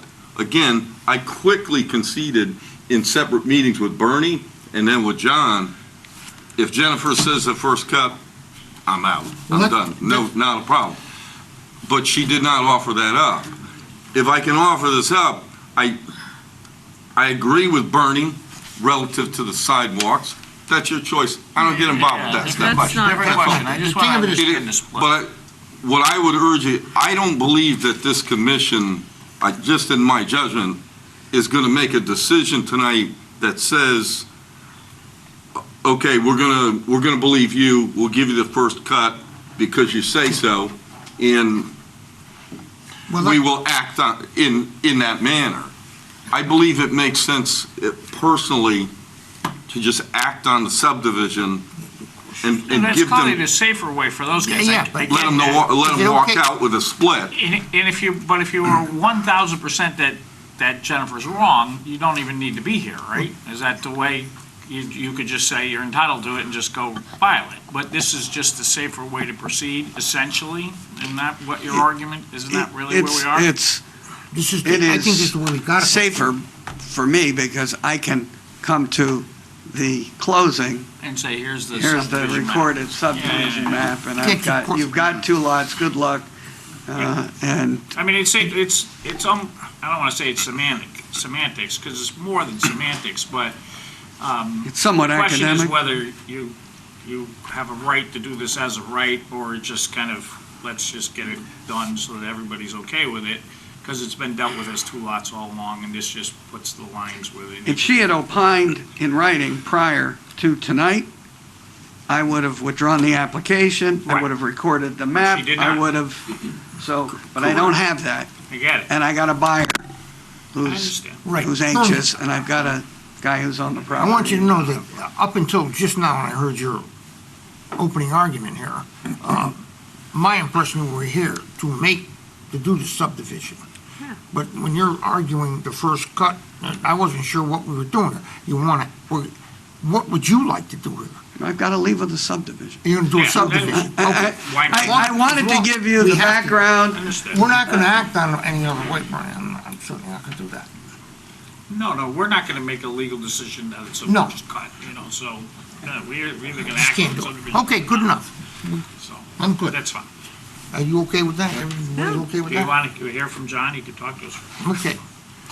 Good enough. John, is there? Good evening. For the record, Marcus Puttick from Godfrey Hoffman, 26 Broadway.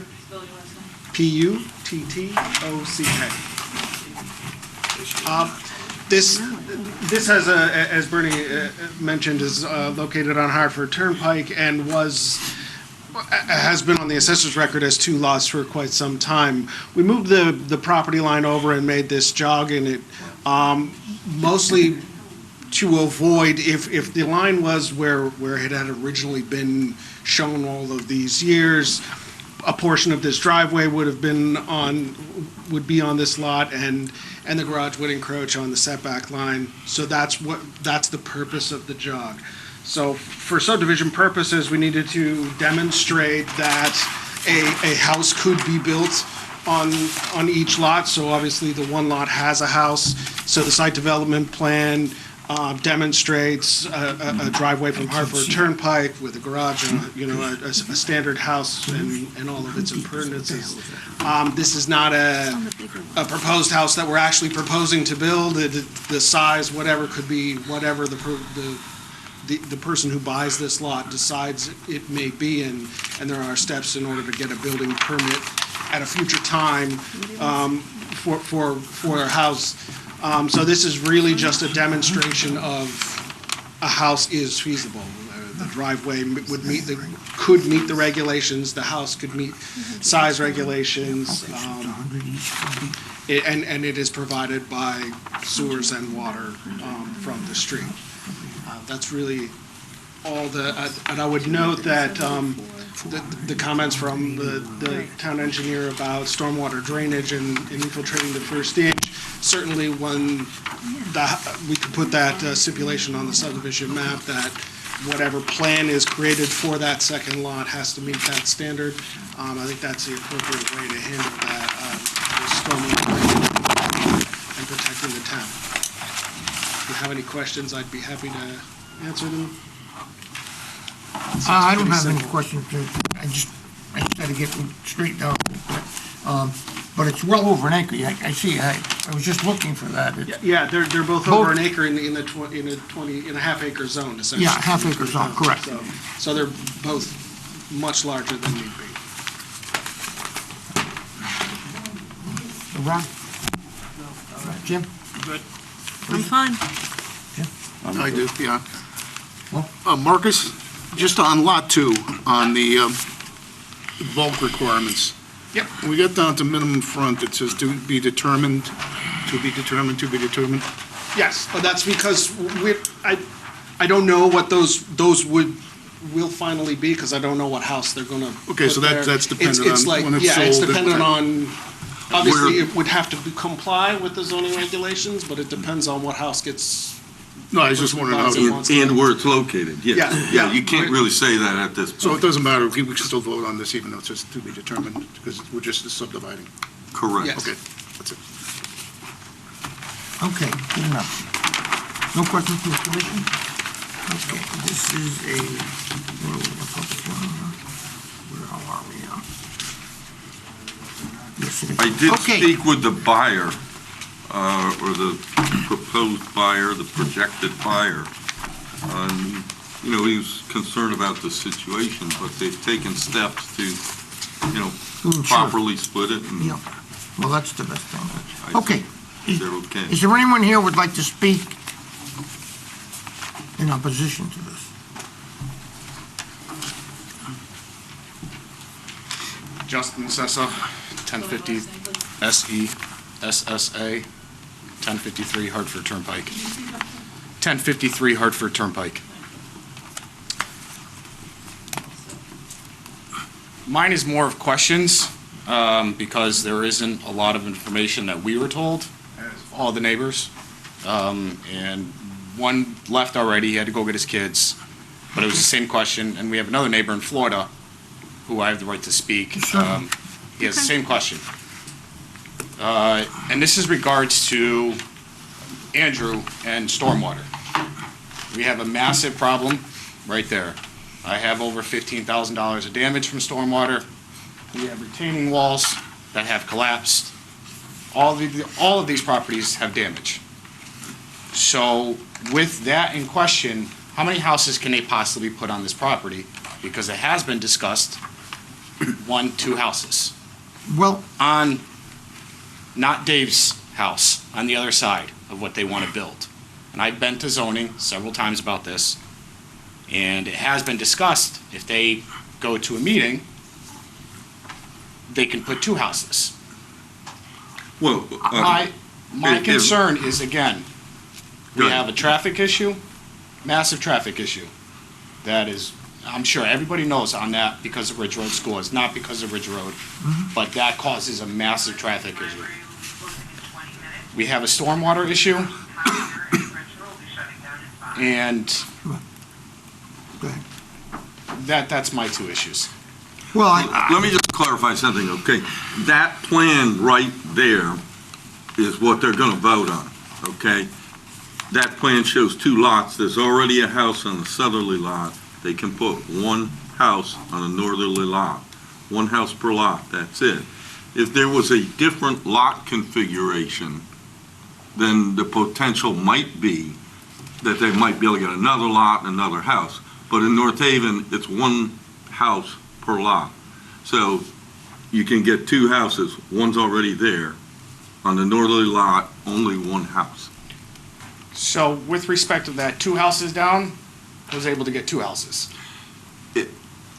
I don't know how somebody gets 2 houses in on a lot, that's a separate issue. My concern is Yep. going forward. I have damage, all of our neighbors have damage. There are 5 of us total, and a lot of people are speaking about this. I don't want any more. I can understand that, but here's our problem. Our problem is that if this complies with the regs, which it appears that it does, as far as the stormwater and 1 house or 2 house, whatever, would be something that would come in a site plan. That would, this is a lot split. This is to get the line in there so the lot can be created. It isn't a lot now. Correct. Now we're creating a lot. I have no idea if it can be subdivided into another lot or 2 lots. I don't know that. As far as the stormwater and the problems you're having with the flooding there, I mean, that would be under an engineered site plan when it came to that point. But to deny the, something that meets the regs, you could not do that.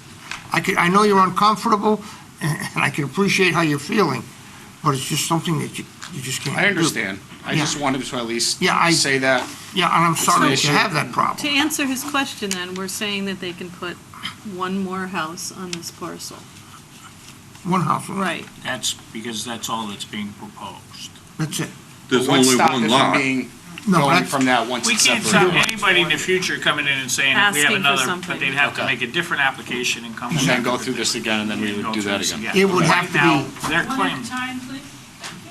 right now, they're claiming they can do it as of right. I think they may be right, but what they're doing is just getting 2 lots where the assessors had 2 lots all along. Yeah. So there's just 1 more, all that's being proposed here is a lot, so they can build 1 more house. Okay. You know, and I have to say, I agree with you, when you go up the street. I started in this position with the town 15 years ago.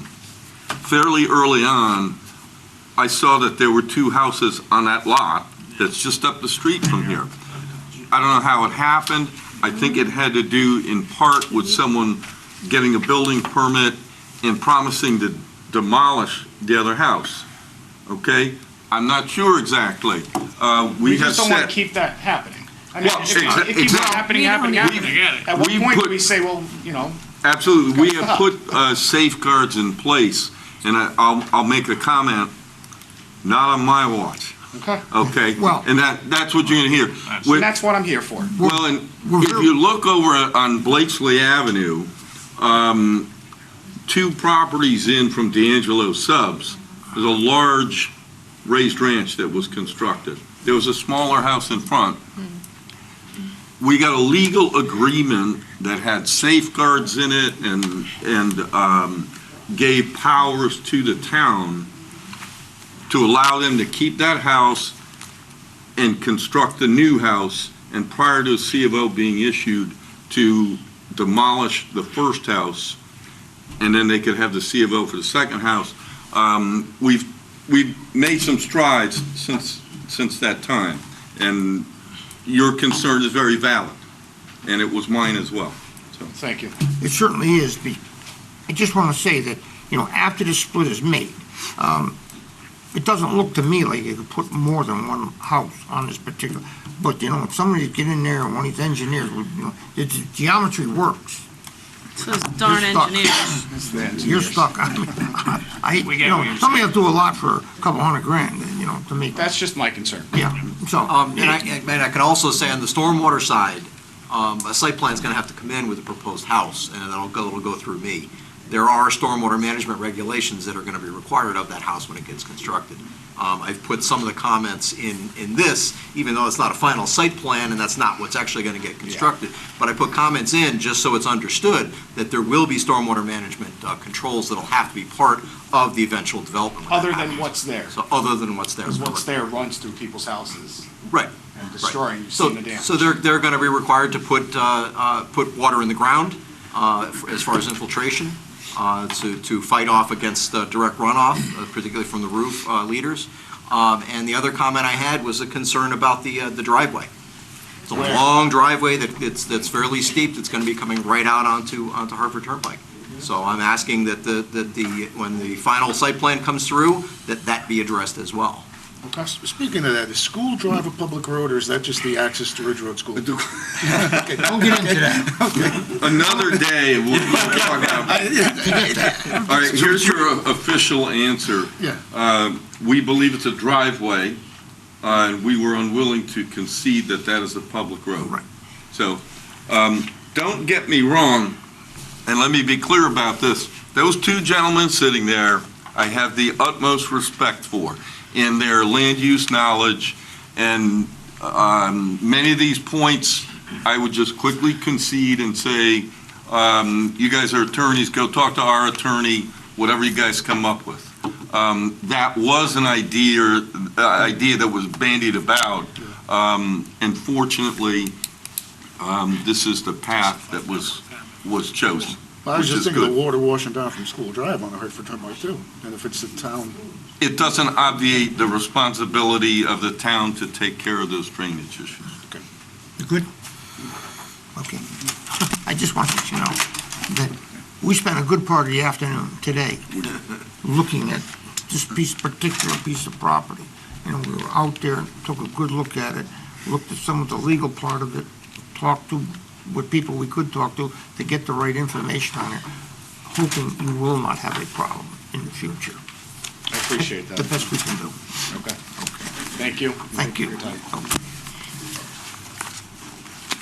Is anyone else here would like to speak in opposition? We're just moving forward with that. Sure. Your name? Joe Viginanza, I'm 1045 Hartford Turnpike. Okay. Okay. Last name? Vicinanza.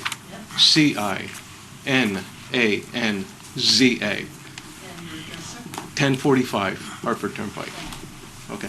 No, just moving forward with that, as far as whether or not the property has what I guess you're calling a first cut, as far as it's, whether or not it turns into a buildable building lot or not, is basically what we're looking at. And That's this correct. is where we're moving forward. So as of right now, there's no answer to that, correct? Well, right now, it doesn't make any difference because they're going through, assuming that the first cut was done, and they're going through the subdivision right now. Okay. So, I mean, whatever So might other come than up, that, we just have to wait and whatever's find happened, out. happened. So whether or not we approve or disapprove, as far as we are. It's a good just- lot. Okay, It's a good lot. that's what I You know, want. and I guess, that's the whole idea, they want to sell a lot, I guess, and they want to be sure that they have a building lot. Okay, all right. Moving forward from here, how would we find out that if, let's say, if this is agreed to, and now they come up with site plan? If you wait, Well, it will be, if decide it, tonight. it'll be tonight, if we approve this, Okay, it'll be a building lot tonight. okay. My question was going to be, was that if it is approved tonight, Yes. moving forward, will we be notified the same way we're notified about this meeting as far as when that's happening?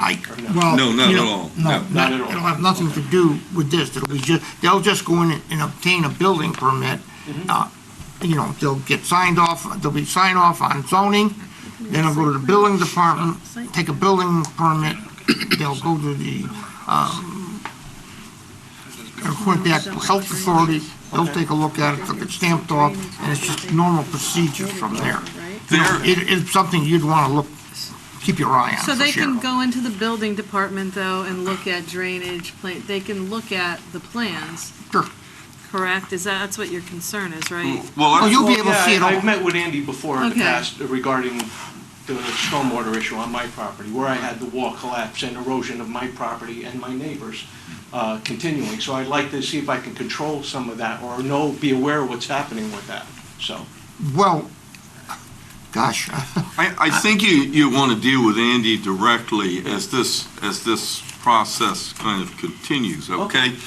The applicant is asking the commission to approve that subdivision of the parcel, okay? How they get there, they were saying we should have it automatically and just go down to the town clerk and file a plan. Okay, there's some disagreement about that. Bottom line is, they're going to act tonight. Presumably, if they don't, it's denied. If they do, it's going to be approved. They'll get a letter, and it will be published in the newspaper, the decision of the commission. Okay? There's going to be a couple of conditions, and they'll have to file the Mylar with the town clerk. They'll have 90 days to do that after, 15 days after the date of publication, okay? Okay. They've got to file the Mylar. I think they're going to have to revise the deed and file that on the town land records.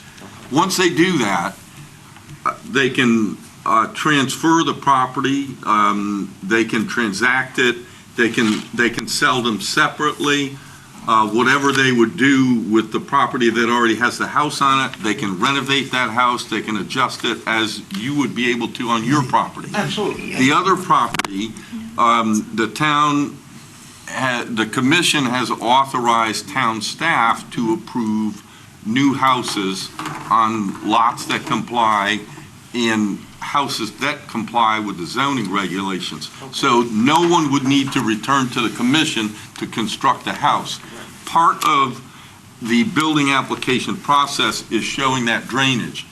This man and the CEO will review those plans prior to a building permit being issued, and they will have to stamp them approved. Okay. So those plans will show site work, will show driveways, and will show whatever accommodations to the stormwater system are necessary. Okay, So that's that fine. sort of makes sense. Thank you. Okay. Thank you, I appreciate it, and, I'll meet with you in the future soon. Okay, but, all right, no, that's great. Thank you very much. I was just curious about that. All right. Yeah, well, you just keep an eye on things over there, and I'm sure you will, and you'll know what's going on. Well, listen, I knew David, who passed away for 40 years, so, no disrespect for him or his family, just watching out for the damage I've been getting. Yeah, So I understand. wanna make sure And I- this isn't going to start something else. I don't think anybody wants to increase any water flow onto their property or hurt you guys from somebody else's property. Yeah. And, Well, right now, I get... Andy's gonna look at that, very Right. closely, so. Well, right now, I get the runoff from 1040, 42, 44, 48, and 50. So I'm getting everything starting from that corner, because when that storm drain clogs, and right now, directly across from 1044, adjacent to 1048, I get all the runoff from there. It meets at a collection point, passes under the road, under my driveway, and then runs across my property at 1045 and 1037.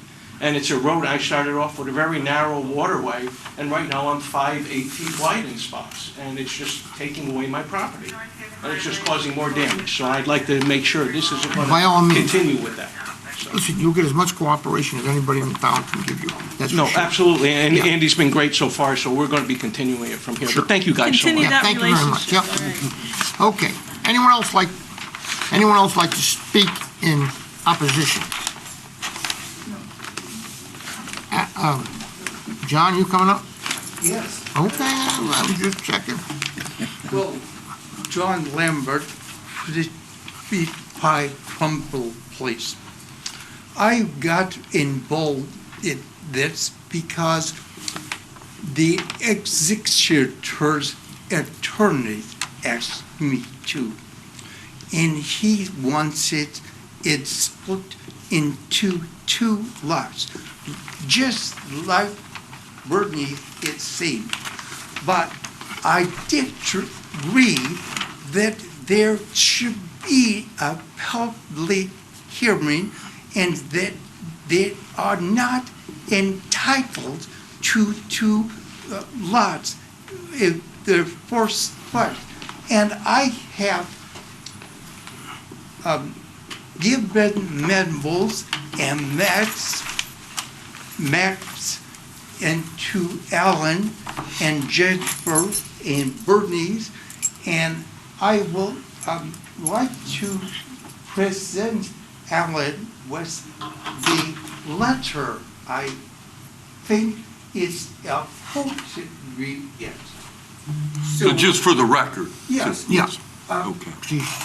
I want, not going to get you my memo because that you already have.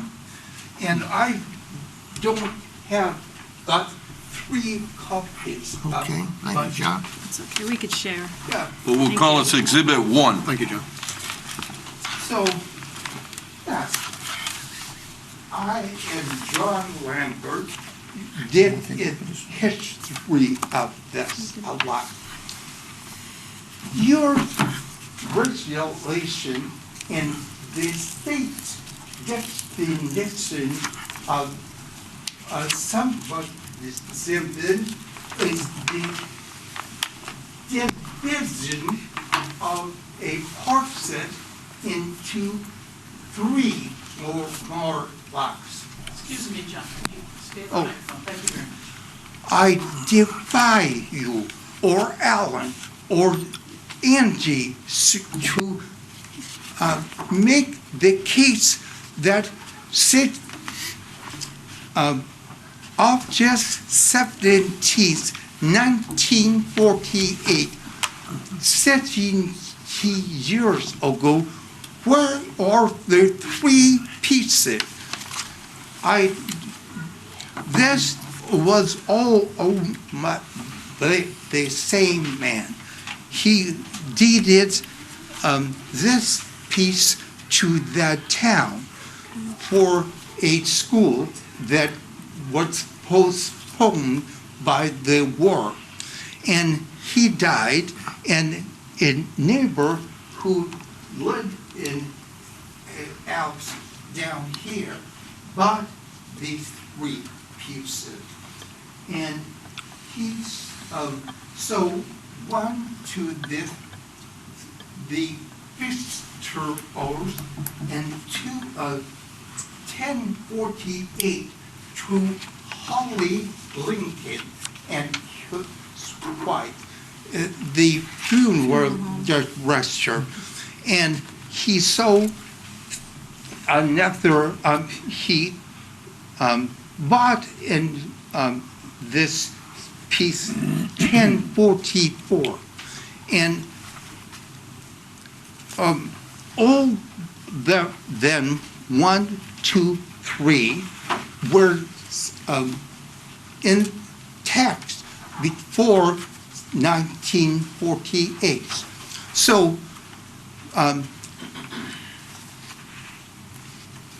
in 1950, Bernier said, Holly Lincoln added 10 feet to lot 1048. And there was a first division of that, it was a division of 1044, leaving 105 feet and adding 10 feet to 1048. And then Mr.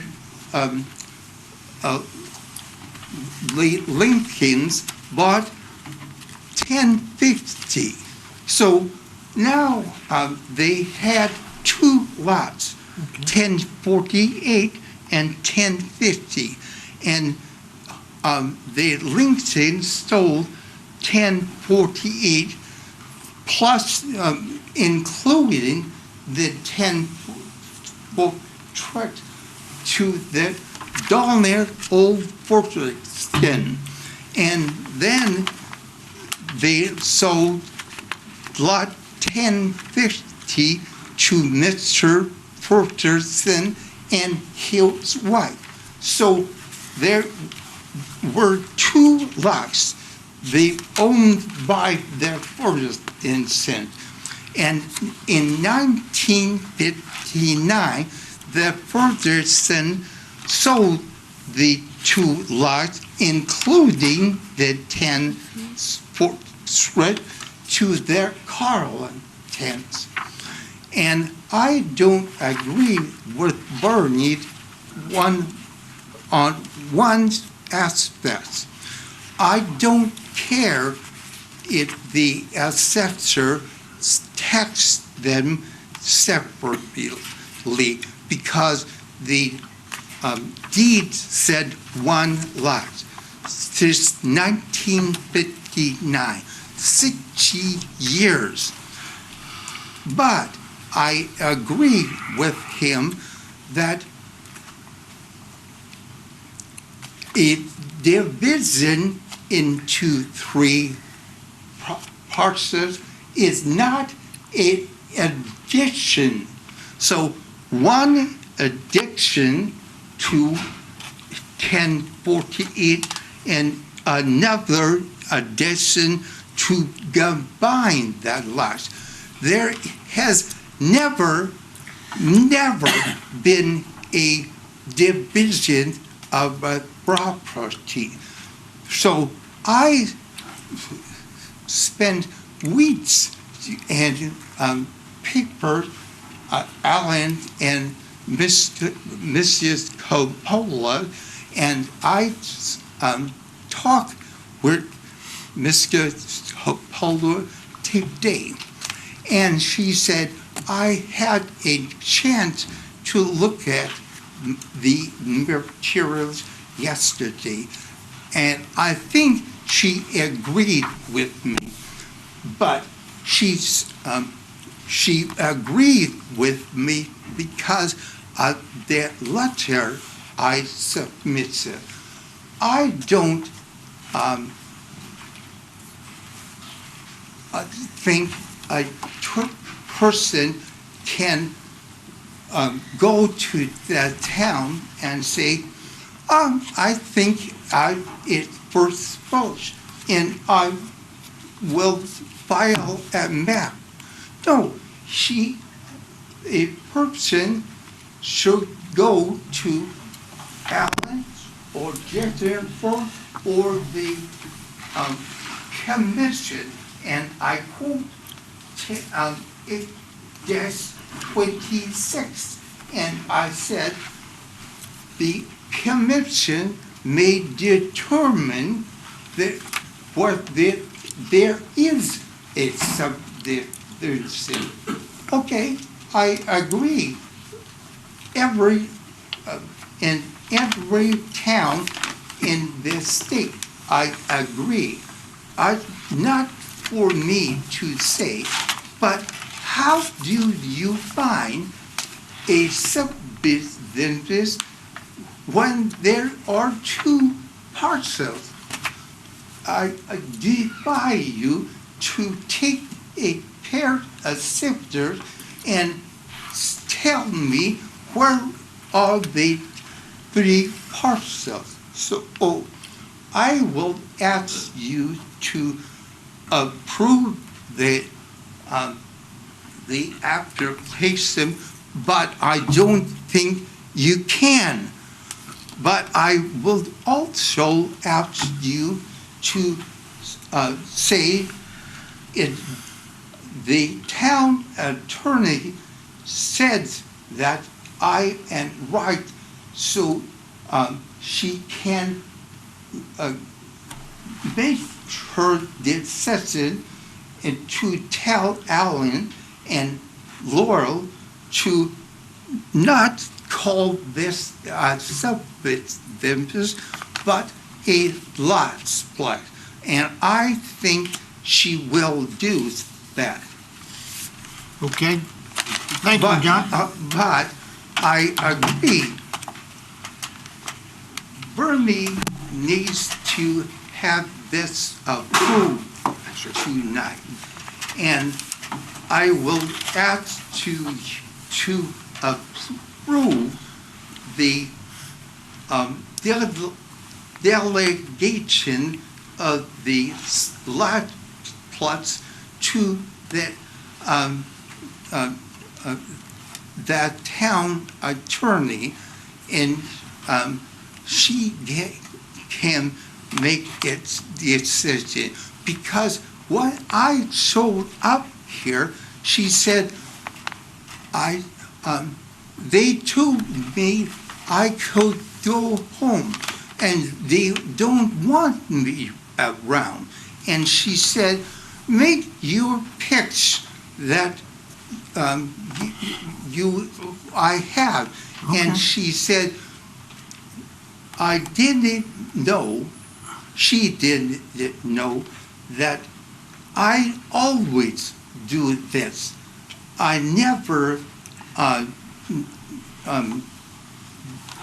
and so arrogant that I say, I have a sexual flesh, and I always say, do you agree with this? And that's what I am asking you. And once again,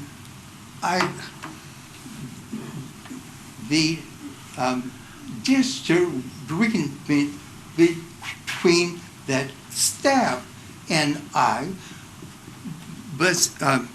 is because of not said message, but a misunderstanding of the word division.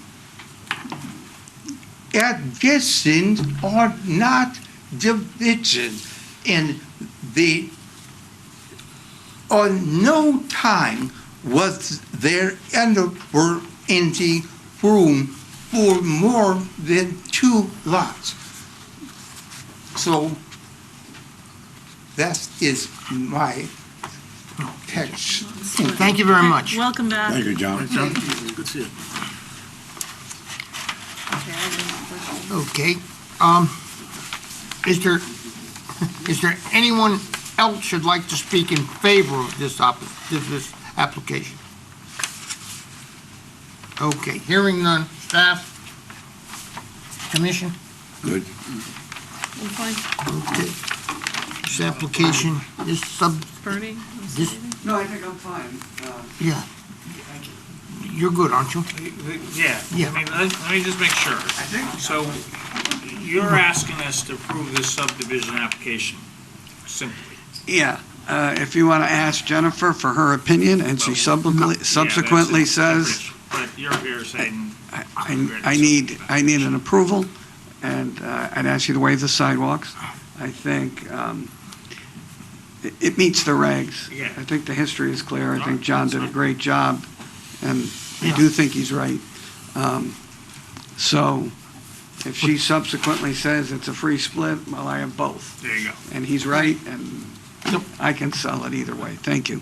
Okay, thank you very much, Sir Bernie. Okay, thank you all. This public hearing is closed. Okay, where are we? Site plan. Gotta take a 5-minute break at least. Okay, we'll take a 10-minute break, folks. Anybody? Sure. Looking for where, sure. There's more of it. Okay. We good? Okay. Okay, folks, we're back. We're going into site plans now. Go ahead, Mayor. Oh, you're not ready? Go ahead. Wow. Excuse me. You've had 15 minutes to get ready. Yeah, well. Okay, you ready to go? Okay, folks, we are back officially. We're gonna go right into site plans, and it's P20-05, and that is Old Broadway, 65 Old Broadway.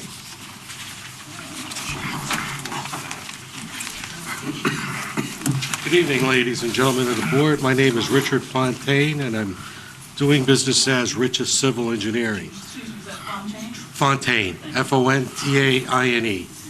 And with me is Tom Vining of Vining Construction, who's actually the applicant for the zoning application. Basically, what we have before you is known as the Hard Hat Cafe, 65 Old Broadway. The owner has been putting up a tent for years behind his establishment.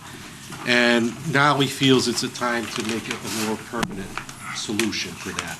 So he's proposing a pavilion there. We went before the zoning Board of Appeals to get a variance for the rear setback, and also he's adding a deck, so we got a variance also for the side decks setback. As the owner with the pavilion, he wanted to add the deck and also improvement to the entrance of the establishment.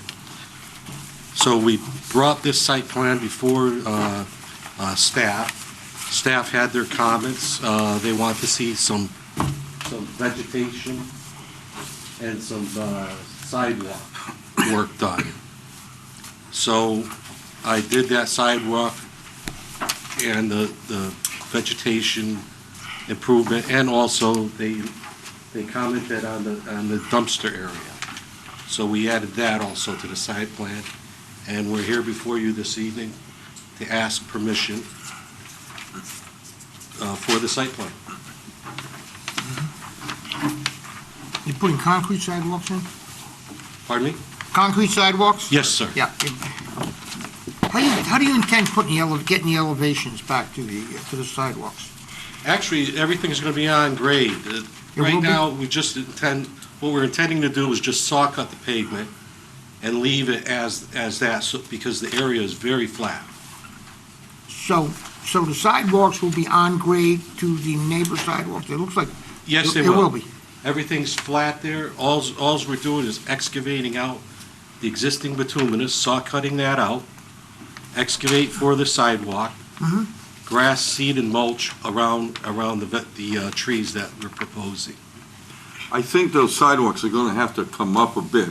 If you go out there, in particular on the east side, it seems like to connect, there's gonna have to be some vertical infill to get that there. It's not to say you can't get it there, but it seems that the sidewalk that's there is a good foot or more, probably a little more, down to the pavement, that is, say, up to the sidewalk. But you may have to infill some in terms of an island in there. You show the island, we don't have any spot grades, but, And the islands, they've got to be provided with curbs as well. They have to stand out, and you can't just cut the pavement and then just put grass in. You got to put curbs around the islands to protect the islands themselves. And that keeps people from parking in those locations and kind of sets up that entire entrance to the site, so. everything you show horizontally works. Yeah. Right. Yeah. You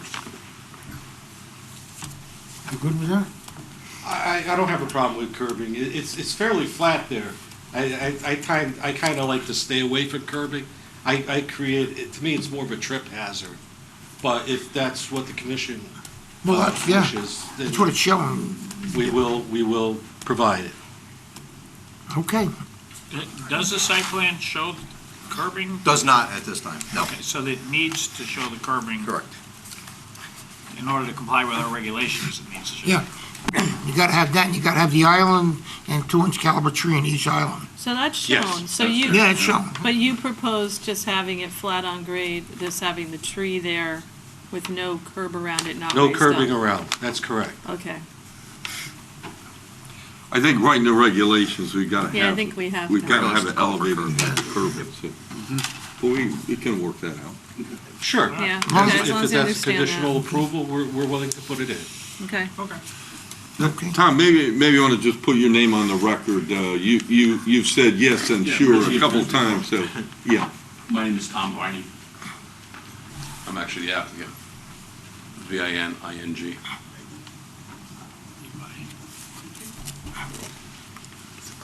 Thank you all.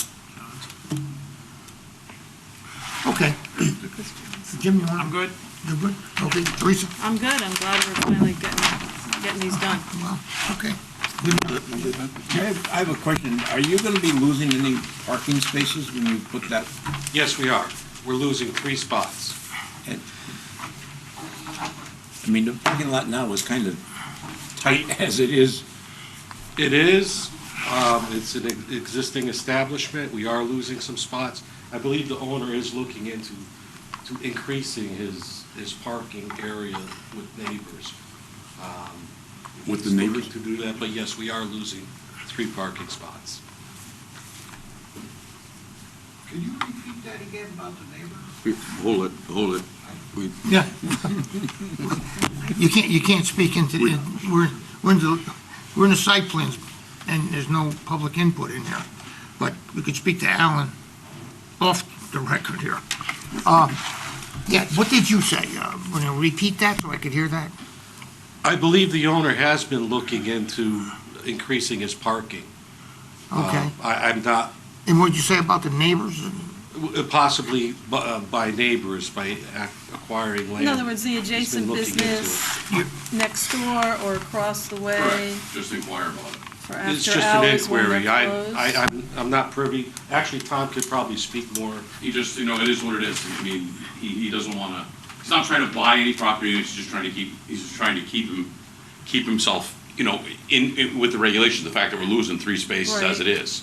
So he brought up, it was just a conversation piece that we brought up to see maybe we could discuss, with people on either side, not so much, to see if anyone would allow us to use parking. But nothing has been brought up to, buy property or chained up. Right. Nothing. It's just hearsay. Okay. Yeah, and you gotta remember, the parking spaces, 2 of the parking spaces they show are in the right of way. Right. So, I mean, that can't So they're not happen, so. technically parking spaces anyway. Correct, they were not They have technically been- parking Right, spaces to They begin have with. been for years, but it's not technically. really. Right, but they're on the town right of way, so they're not your parking spaces to have, so, that's all. It's not. I'm okay, I'm done. Okay, me too. 1 second. Thank you. Okay.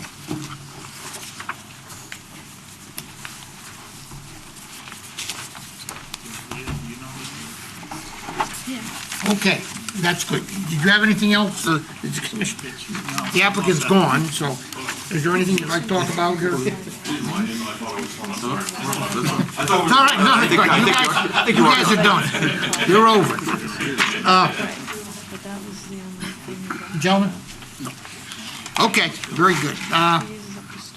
Well, we'll just close this site plan. Okay, we're gonna move right on. Okay, this is 300 Universal Drive. Anyone here from the at home? If the record could just reflect that you're going to hear the Yep. CAM and the site plan together? Yes. She's got it, yeah. Oh, my God.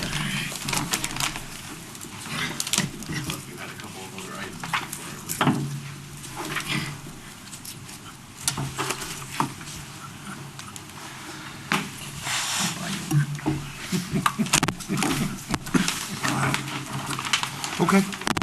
Good evening, my name is David Sacco, S-A-C-C-O. I'm with TPA Design Group in New Haven, Connecticut. I'm here tonight on behalf of August America LLC, the owner of the North Haven Commons facility. The purpose of this application is to expand and reoccupy the spaces which are currently vacant that used to be Toys R Us, Babies R Us, and Ulta at the south end of the main building.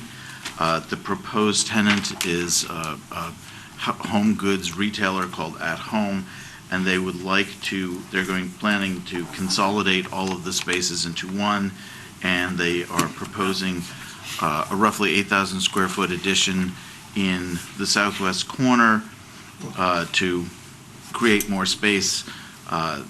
They actually would have liked more space, but because of conflicts with all of the existing underground utilities and improvements, this is as much as we could practically achieve.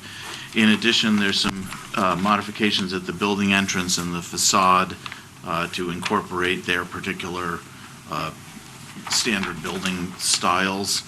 The proposed, this is just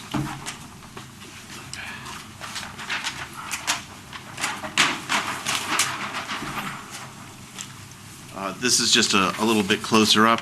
Right now, this area is substantially paved. It's mainly paving. It's the former loading dock that went with the Ulta space. There's an existing transformer that's going to be relocated to accommodate the addition. But essentially, there's no net change in the impervious area because we're swapping what has been parking area for additional roof space. The existing utilities that serve the spaces are going to remain in place and continue to serve this, with the exception of rerouting how the electrical is fed into the space. There is a loss of parking along this area in order to provide sufficient drive-by lanes for trucks moving back and forth behind the building in order to get as much building as they wanted. The proposed addition remains in compliance with zoning setbacks and also with the 75-foot required setback from the Quinnipiac River edge. It is outside the 50-foot wetland offset. This is not an inland wetland. This is all tidal wetland associated with the Quinnipiac River. So we have not been before inland wetlands on this application, as we were not before them in 2007 when the original development was proposed.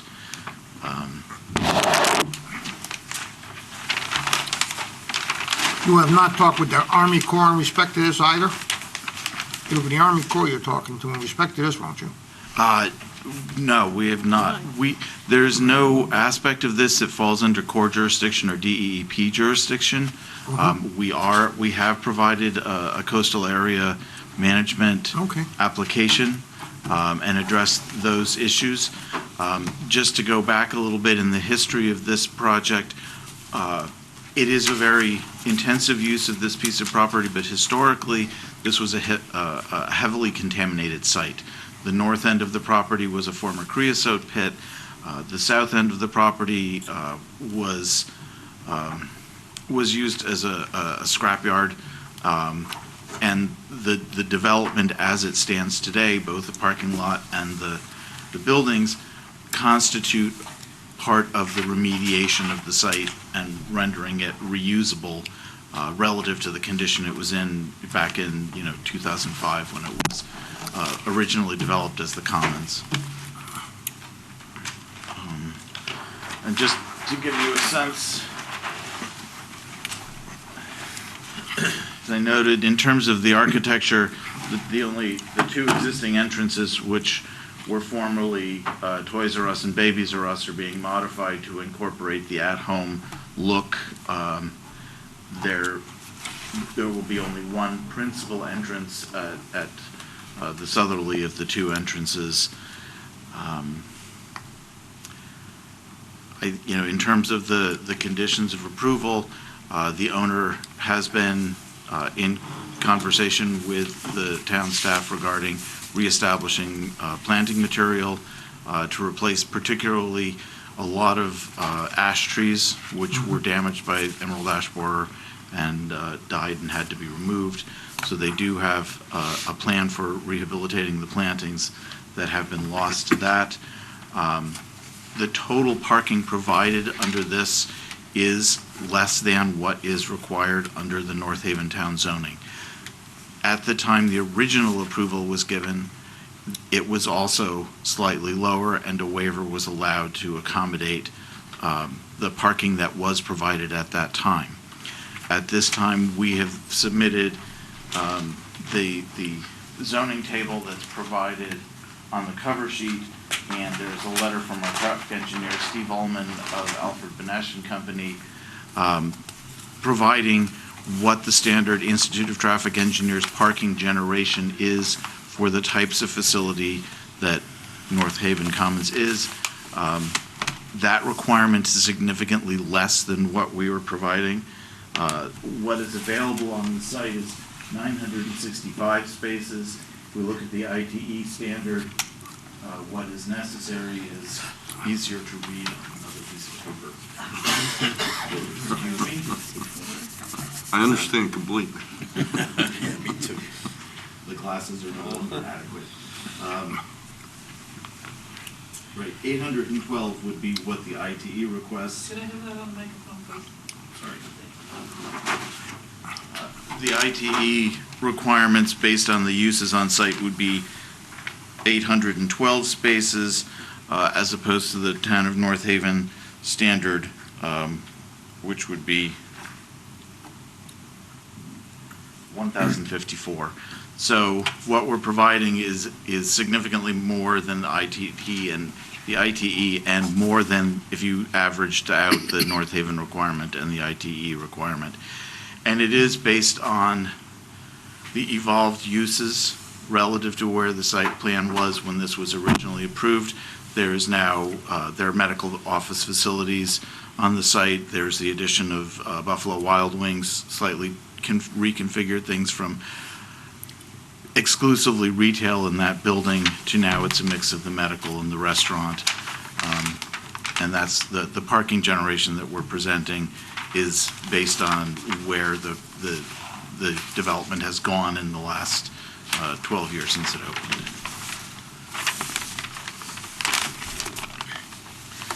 And that's really what I've got to say. I'm happy to answer any questions you might Right, have. you, very well, thank you.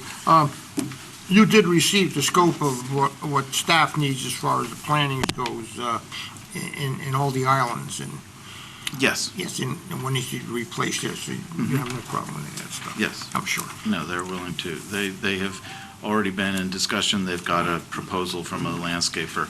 Their only concern is that they want to phase out the planting so that the actual construction, they can finish some of the plantings post-construction so that they're not subject to damage during construction. Okay, good enough.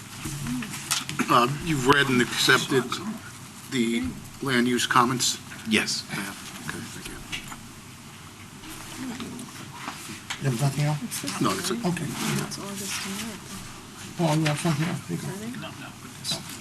Rich? So you're taking over those 3 stores that, what it was like the beauty shop and the... Yes, Ulta is, they're all vacant right now. This was Ulta, this was Toys R Us and Babies R Us. Yep. So they're aiming to occupy all 3 of those as one consolidated space with the additional 8,000 square feet of space. What will be the total footage that you have there? Oh, man, that's... If you don't know, you don't. It isn't necessary. I said 82,000. How much? The plans say 82,000. 82,000? That's, yeah. That's what I've got. Yep. You're going to be using the loading ramps for what was Toys R Us? Yes, Back this- there, there's 2 of them. These ramps, this whole loading space will now serve the single unified space. There's still 3 truck docks plus the compactor that will be available. And there's enough room to move trucks around in there, I would take it. Oh, I was yes. back there, and I know, I think Big Lots has some outdoor storage that has narrowed the land, scope down. And I believe there's actually a comment to that effect with regard to the staff. Saw that, Behind Alta, that's going to be under roof there? Could you repeat that? Behind Alta? Right, that'll be this is, under roof, yeah. this is the existing Ulta space, so they're planning to take down the interior walls and add this space, and so that'll be an additional interior area. So the 2 additions are that area and the vestibule in the front that Dave is referring to. You know, another note, pardon me, as far as trucks getting through there, they are eliminating a series of parking spaces in there. That's part of the net loss on there to get around that corner. But it's rare when we need more retail space, you know, so. It's good. Yeah. Anything else, Brian? You have anything? No, I'm good. It's not even a question. When this first came to me, I just didn't understand what you were doing, because I saw the area in the back that you were taking, and I said, why would you put a business back there by itself? But it's not back there by itself. What you're doing is really squaring off the building and combining those 3 things. Exactly. And it's ultimately for home goods, is that, I'm not putting words in your mouth, is Right, that what you that's, said? the retailer is called At Home. Okay. It's a big box. The only one that's in the state right now is up in Manchester, but they sell indoor and outdoor furniture. It's kind of like if you took a Bed Bath and smashed it together with a Pier 1 or a Pottery Barn. You'd end up with something like. So, and they're gonna take those 3 This spaces. entire space, yes. Toys R Us. Yep. Babies R Us or whatever the other one is, an old. When are they gonna come in, do you know? I expect if they get an approval tonight, that there will be a building permit application tomorrow? Tomorrow. It will, yeah, it's very, I'm looking at present. They are looking to open this fall. How big is the store in Manchester? Is it as big as this? Their prototype, they actually, the one that they wanted here was about 95,000 square feet. So this is a little smaller than they wanted. And we're- I don't know how big the Manchester We're store losing is. spaces that really weren't being used and whether we can argue whether it's enough spaces or not, and I think there's enough spaces, but the ones that we're losing, No, nobody was yeah, using. okay, good enough. I think there's a huge It's area. good to see the space getting filled. Teresa? No, anything? thank you, I Right. that's, yeah. Good to go, okay. Staff? Okay, good enough, thank you very much. Okay, okay. Yeah, so we're already.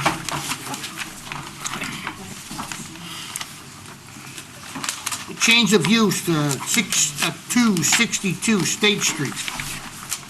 Did you see that? I did. What is it? Oh, well, I got it. It's hanger. Well, it used to be, But no, hanger's on the right side. okay. Yes. Good evening, folks. Ray Pantalena, Pantalena. I'm here for a change of use at 262 State Street from retail to office. I don't have anything to display.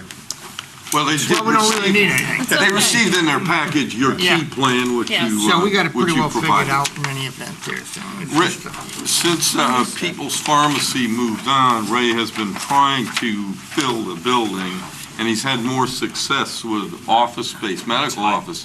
So he has a small tenant to go in the back who's committed with your approval, but he feels that he's better off changing all of it right now, kind of rolling the dice a little bit, that he's more likely to get an office tenant than the retail. Correct. Okay, Very sounds good. good. We're all familiar with everything you're Right. going there. Okay. Everybody good? Yes. Good, okay. Thank you. Thank you so Have much. a nice Yeah. Okay, change of use, 180 Universal Drive, north. Well, Hey there, James Scheimer, Shimer, with Hartford Healthcare. And similar to the previous gentleman, no presentation, but we're looking for a change from retail to medical office. this is the medical office going from Hartford Hospital, that it? You got it. Yep. So it's a former Sports Authority location at North I- Haven. Yeah, I suppose you're going to cubicles in the inside of the store, a lot of remodeling in the Yeah, inside. so it would house medical, so they're inside the store would house clinical space. Physicians, support staff, obviously with that as well. So it's gonna be a little So you're center. you're not Yep. doing anything outside, really? Nope, nope. Your signage will go on the building? You got it. Nothing above Front the and roof it, line? yeah, front and back. Get all that from staff? Okay. Go ahead, Jim. Well, is it gonna be a walk-in type clinic, is that what we're looking at? Yeah, it's more of a health center when I think walk-in clinic, I think kind of like an urgent care, but Urgent there, care, you would go okay. in and there'd be a variety of different specialty services. So it's about a 40,000 square foot space that we would be occupying, so there'd be quite a bit going on. So you're not inside. doing anything outside, so, No. you know, like other urgent care, they have some sort of covered areas, you're gonna Yeah. have any area for The core of the medical? the core of the building would stay the same. We wouldn't be expanding onto the existing. So say you needed to, somebody walked in and needed to then be transported to an actual hospital, they would just pull up in front and Yep. get the people out You there? got it, yeah. Well, let's just say this, let's be very careful about that. At this time, they don't have that proposed. If subsequent to this, they want to do that, they'll come back in with a site plan. We've been very clear about And I that. would also keep in mind that would be a very rare circumstances. Typically, that is not a frequent occurrence that would happen at health centers, things like that, so. I'm trying to understand what you mean by health center. So, yep. So Teresa kept using walk-in or urgent Yep. care.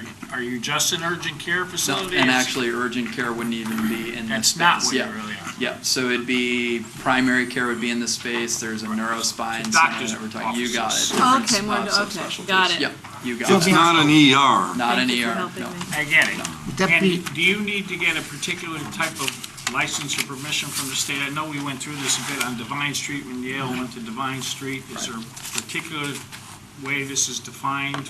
No, there's no regulatory issues that we would necessarily run into. But you wouldn't be classified as a hospital, No, for no, example, correct? nope, yep.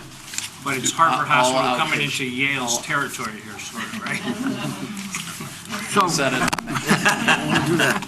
And But just, in any event, this is- just in this terms of parameters, I'm sorry, the Sports Authority space was roughly 50,000 square feet, so they're intending to take 40. Okay, so they'll leave 10 between this space and Michael's, which will be left retail for the moment. Okay. yeah, roughly retail. So how many square feet do you actually have? We'd be 30,000? taking about 41,000. 41,000? Yeah. Okay. And this would be ongoing, this would be almost like a primary care? Yes, it would be primary care and other subspecialty services that would be in there as well. Very good. Some of the- Anybody else? Yeah, I have a question.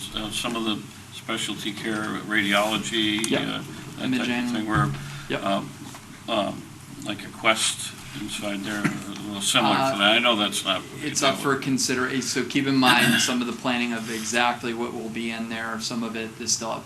So lab, for example, is not necessarily confirmed for it, doesn't mean it wouldn't potentially be, but the intention would be that imaging would be in there, primary care, and we do, as I mentioned, there would be some subspecialties. Is it similar to what you just did in Wallingford there? on Yes. 5? Okay.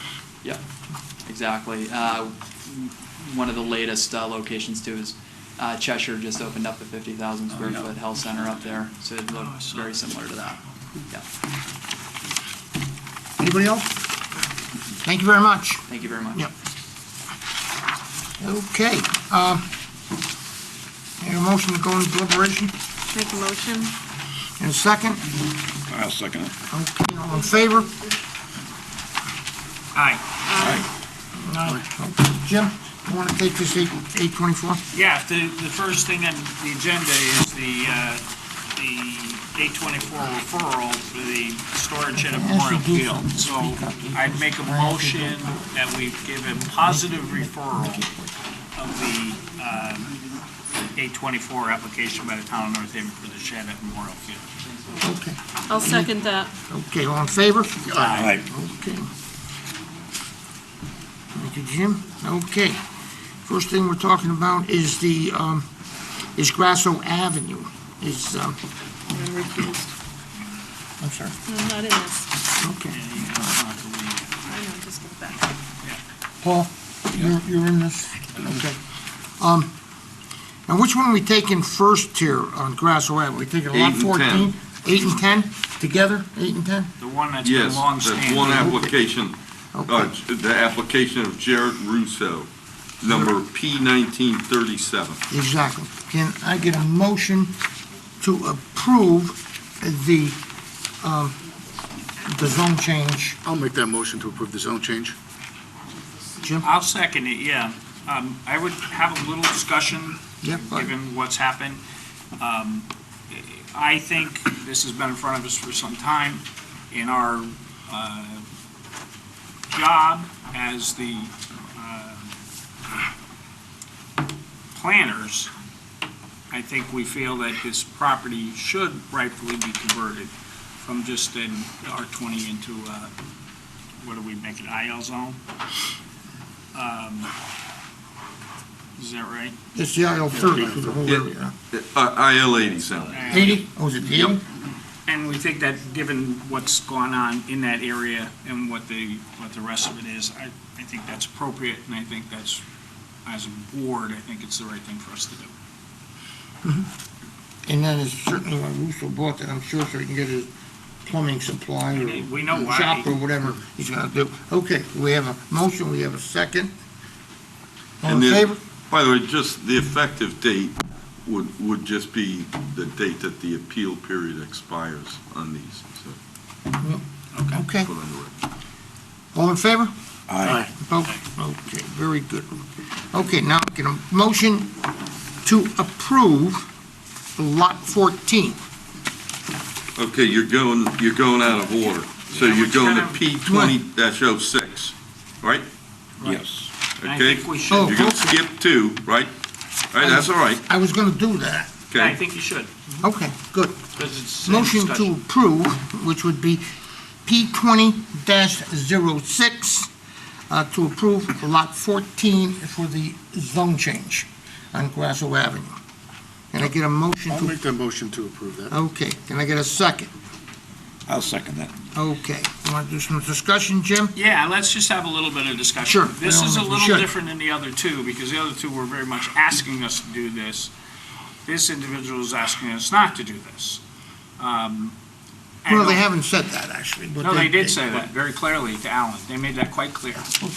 They object to it being done. They also didn't want the other two to be done. That's correct, they didn't want the whole thing. Correct. Okay, but that included Okay, all theirs. right. So we made our feelings known about the other two, and that may be our feeling about this one too.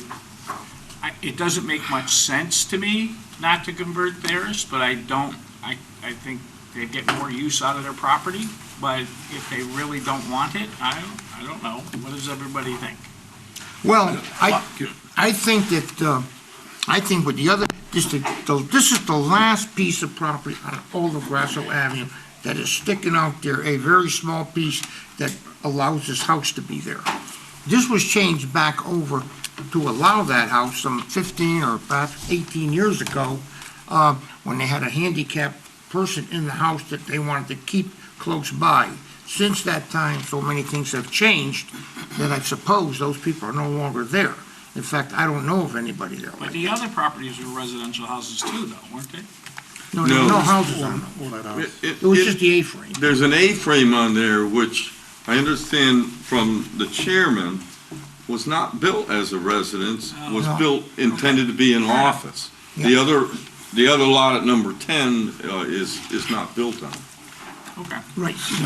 You know, But- I'd like to say one thing about that. You know, the last meeting where we put it out to the public again, to bring them back in, I think we took the proper steps to notify them. I agree. And even the people that want to change the other lots, we're trying to reach out to them, no answers. Right. So they had plenty of opportunity to come forward and speak to you or to someone before today, and do, formal, come in and speak. And they could have come. Yeah, I agree. And like you said, it'll leave a hole there. It doesn't really make a lot of sense to leave a hole. Fair enough. Well, what it'll do, if we don't change this at this time, when they do, finally, sooner or later, they'll sell it, or they're gonna come back and say, change it, because we're not gonna let another resident go in there, under those circumstances, because it's not conforming. So it's by just- and large, we all think we should change the I whole think so. street. I think so. I'm on board. Okay. I think it Do I have a- maintains continuity. Yeah, I understand. For That's the fine. area. Do I have a motion and a second on this? You do. Okay, very good. Being discussion, being done, all in favor? Aye. Opposed? Motion carries. Okay, thank you. Okay, now we'll get back in order. Okay, where is my order? All right, Ann.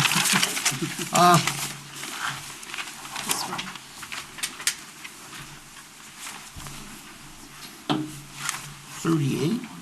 No. Huh? 20-03, isn't it? I'm sorry, I'm Yeah, wrong. okay.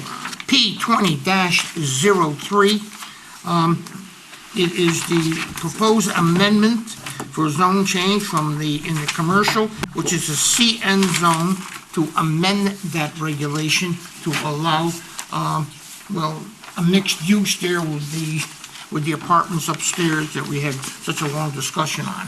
Okay, would you like to start that?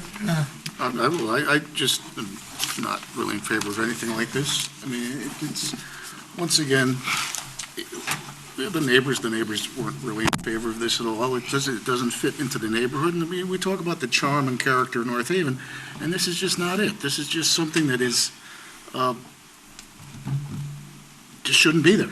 I mean, residential houses should be there. I mean, it is a CN district, there can be other things there, but I don't think putting stores and then having apartments on top of them is That's the amendment. The amendment is to amend the zone to allow, full-blown apartments on top. That's what it's all about, yeah. Okay, you're opposed to that. I'm opposed to it, yeah. Okay. Rich? I'm also opposed to that. I don't think that would belong in that area, and so because of that, I would be opposed to the zoning change. Okay. Well, I also have some problems with it, simply because the CN zone, we created that some time ago, and we created for the center block, which was Peck Street, Broadway. We tried to, as Jim was speaking to, that we tried to make a walking area in the center block of town. I just don't want there to be any confusion. We didn't create the CN zone. This was already a CN zone. What we did is allow mixed use in the CA zone. We didn't allow it in this zone. So what they're doing now, in 2011, we allowed mixed use in the area in the center of town. So what he's asking is to do the same thing to these two zones, so that we're always CN. Okay, I just don't want there to be any confusion about what the record shows. I, along with everybody that's spoken so far, don't think there's any reason to change our regulation to allow this to happen. And that's that simple. I think our regulations as we have them are sufficient. There's no reason to change the regulation to allow anything more than is currently allowed, including the mixed use. So Good enough, I'll take I that. don't think we should be doing it. Right, I already spoke earlier. Okay, good CN enough. zone stays the way it is right now in those areas. Can I get a motion to approve this amendment? Once more, can I get a motion to approve? Okay. I will make a motion to approve. Can I get a second? Now, hearing none, this will fail. No, I'll make a motion to deny the Oh, you want to deny? And I will second that motion. I just go, I think go around. But anyways, good, you make I a think motion? that's what we should do. All right, Let's- good Let's enough. ask our town, that's what we've done in the past, correct? Yeah, I know. You should definitely, if you intend to deny it, make a motion to deny it and approve that particular motion, second Yeah. it. Right, so it's already So been, I'll make a motion to deny the application Yeah. by Bernard Pellegrino to change the zoning and I already seconded it. regulation. And additionally, as you do that, my understanding is we should be quite clear about the reasons for that. And Jim has just put on the record, and Brian have, we see no reason to change our regulations. Our regulations are sufficient for this. Brian has said that he believes in this particular area, the idea of adding the multifamily residential doesn't seem to make sense to him. Is that? That's accurate. Come from? Yes. I think those are the two reasons. Pam? Yeah. You got it? Okay. Okay. Okay. Need a vote. All in favor? Aye. Aye. Opposed? Okay, so it's denied. Very good. Now we're on to P 20-04, which is a two-lot subdivision on 343 Clintonville Road. Can a motion to, I'll make a motion to approve it. I think it's just a furthering of what we approved some time ago. I'll Okay. second that. okay, I have a motion. Any more discussion, anyone? Sorry to see the farm go, but I guess it's. Okay, I'm sorry, Teresa, you seconded? Yeah, Yeah. okay, sorry. okay, I have a motion, I have a second. All in favor? Aye. Opposed? Okay, carries. And that's with all the comments and. Well, everything, let the record stand that anything that's approved here tonight stands with town engineer and land use administrator comments. Automatically, does not have to be discussed. All right, we go on to P 20-06. This is, I'm sorry, we're over that one, okay. Okay. P 20-10, subdivision on Hartford Turnpike. The two lots that we discussed Right. quite in depth. Get a motion to approve it as a subdivision. I'll make a motion to approve it as a subdivision. Okay, good. Can I have a second? I'll second. Okay. you want to discuss anything in respect to this? Well, let's discuss the sidewalks. Oh, well, okay. And I'm gonna tell you that as much as I'm loath not to ask for sidewalks, in this case, I don't think they make sense. You know, it really is, they've got an argument that there's been two lots for a long time, there's none in the area. I want them all through town, you know that, but this one doesn't make much sense to me. Teresa? We've discussed sidewalks on Hartford Turnpike. On School Drive, there's no sidewalks going up that road either. And It's just down the far end. You know, I'd like to see them, at least on, we talked about this a long time ago, at least on one side of all the roads in town. But it's just not very realistic there. I think their arguments are correct. Teresa, what's your verdict?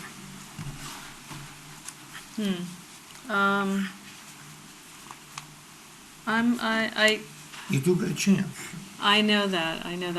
Let's listen to everybody else first. I'm still a little torn Okay. about the sidewalks. Rich, your opinion on the sidewalks? Well, Jim feels we should waive the But sidewalks. I can be convinced. I love No. sidewalks. Wait, You have to start- wait a minute. Wait. you have to start at some time to put a sidewalk in. That's the positive argument. I That's- agree. Go ahead. Jim is at the favor that it's the proper thing to do to No, I'm waive going the with sidewalks Rich. here.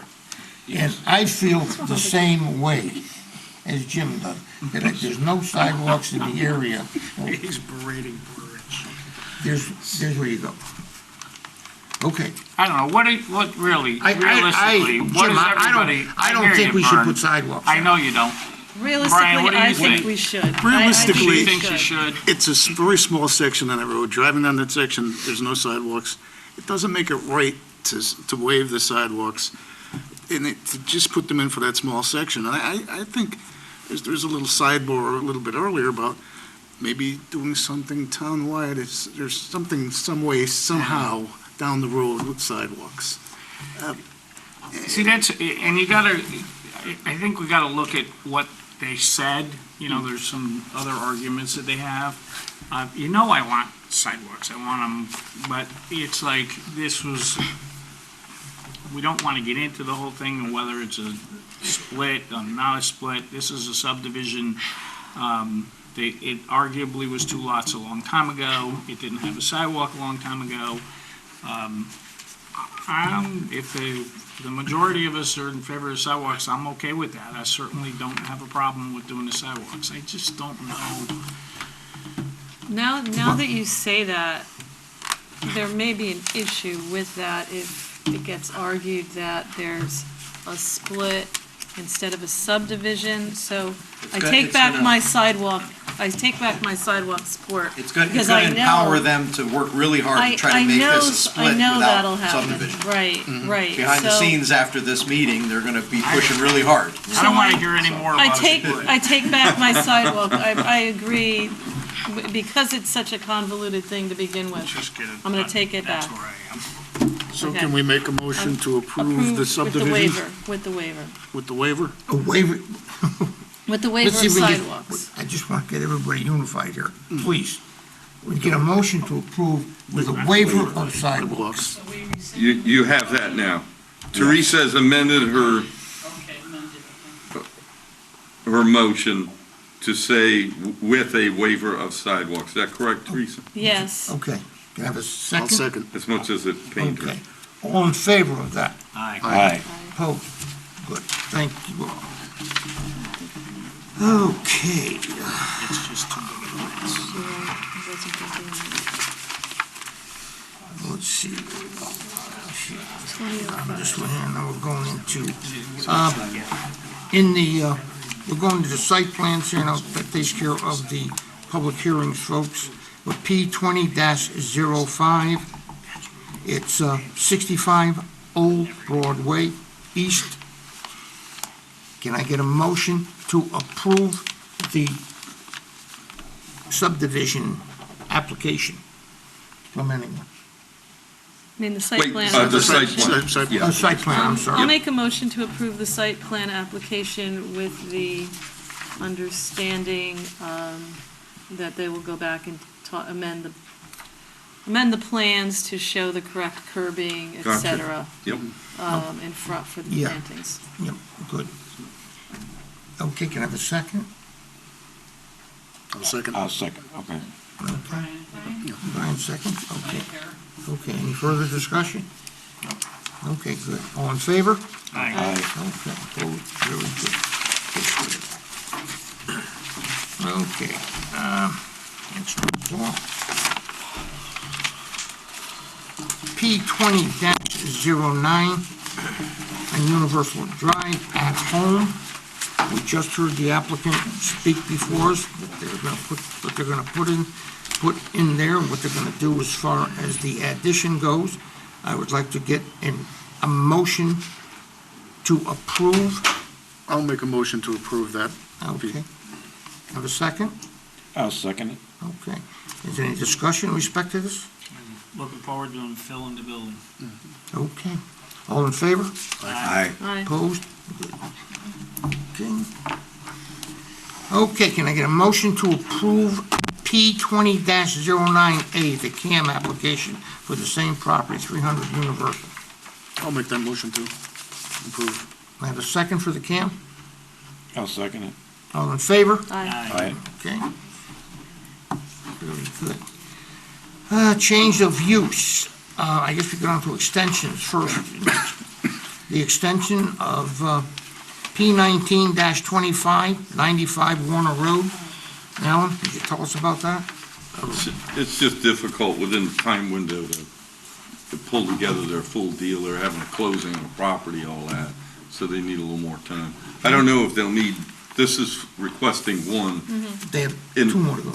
They have one more potential. I think you're gonna be dealing with that in 3 months too, but Okay. anyway. Very good. Can I get a motion to approve the extension? Make a motion to approve. You have a second? I'll second it. Okay, all in favor? Aye. Thank you. Okay, change of use. 262 State Street. Peoples want to change from a retail to office. Two of the units. I'll make a motion, we approve the change of use. I'll second. Okay, all in favor? Aye. Opposed? Good. Change of use on 180 Universal Drive, the hospital that we just spoke about. I want to change it from retail to office. Make a motion to approve that. I'll make a motion to approve. Okay, can I have a second? I'll second it. All in favor? Aye. Okay, correspondent, we have a ZEO report. You good with that? Yeah, I Okay. just wanted to point out, I appreciate it, and there's a lot of information there, but I'm probably gonna have some questions, but I may ask her directly. Good. Because there's some things going on I don't fully understand, but I think it's a very good report. Can I ask one question quickly about it? Sure. 268 State Street, is that the diner? No, it is No, not. which one is it? 268 is, I think, directly next door to where People's Pharmacy was. It is, yeah. Oh, 268, okay, 268. okay, I just got drove it. through that Got parking it. lot. Okay, God. got it, okay. That was the only thing that just wasn't clicking Okay. with me. Thank you. You okay with that Fair now? enough. Very good. Okay, the Let minute, me ask while we're Go at ahead. it, along those lines. Froggle, whatever the name of it is, I drove by and the sign was down. The sandwich board was not there today. But when I was on Universal Drive this weekend, a bunch of their little signs were everywhere.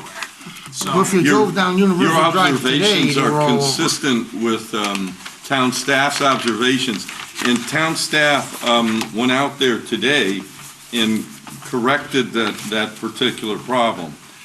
They collected those, the little signs. I was those wondering where they wandering went. signs. yeah. There's a lot of them. So they migrated away from the actual subject property. I think I saw So when one I remaining. see her report about what's supposed to happen, we shall see. I think I We have a saw special one- storage room for those now. One remaining, Well, further on down the Did road. you notice the U-Haul trucks?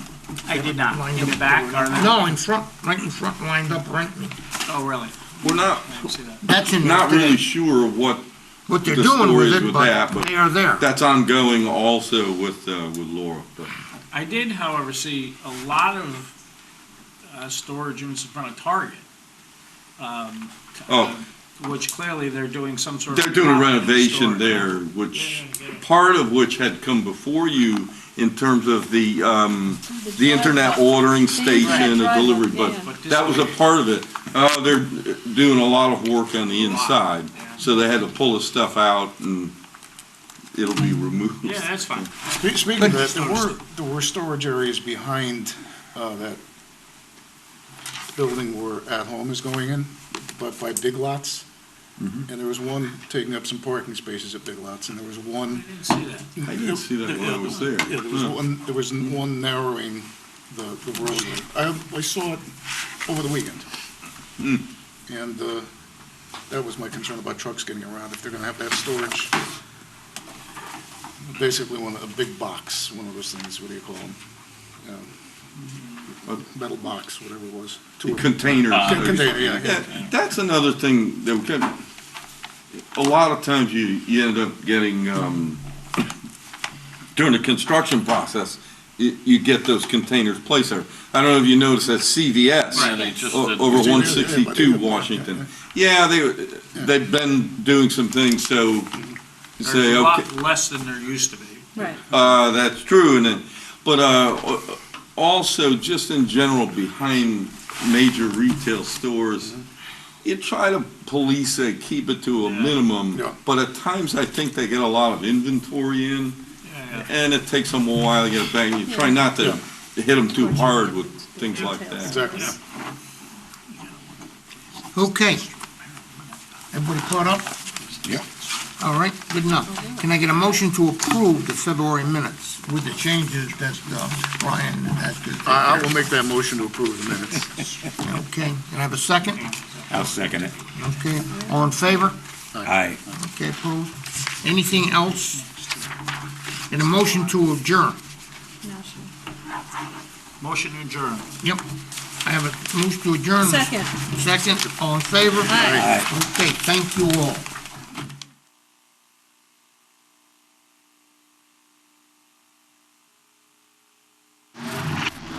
The preceding program is brought to you in part through a grant from the town of North Haven.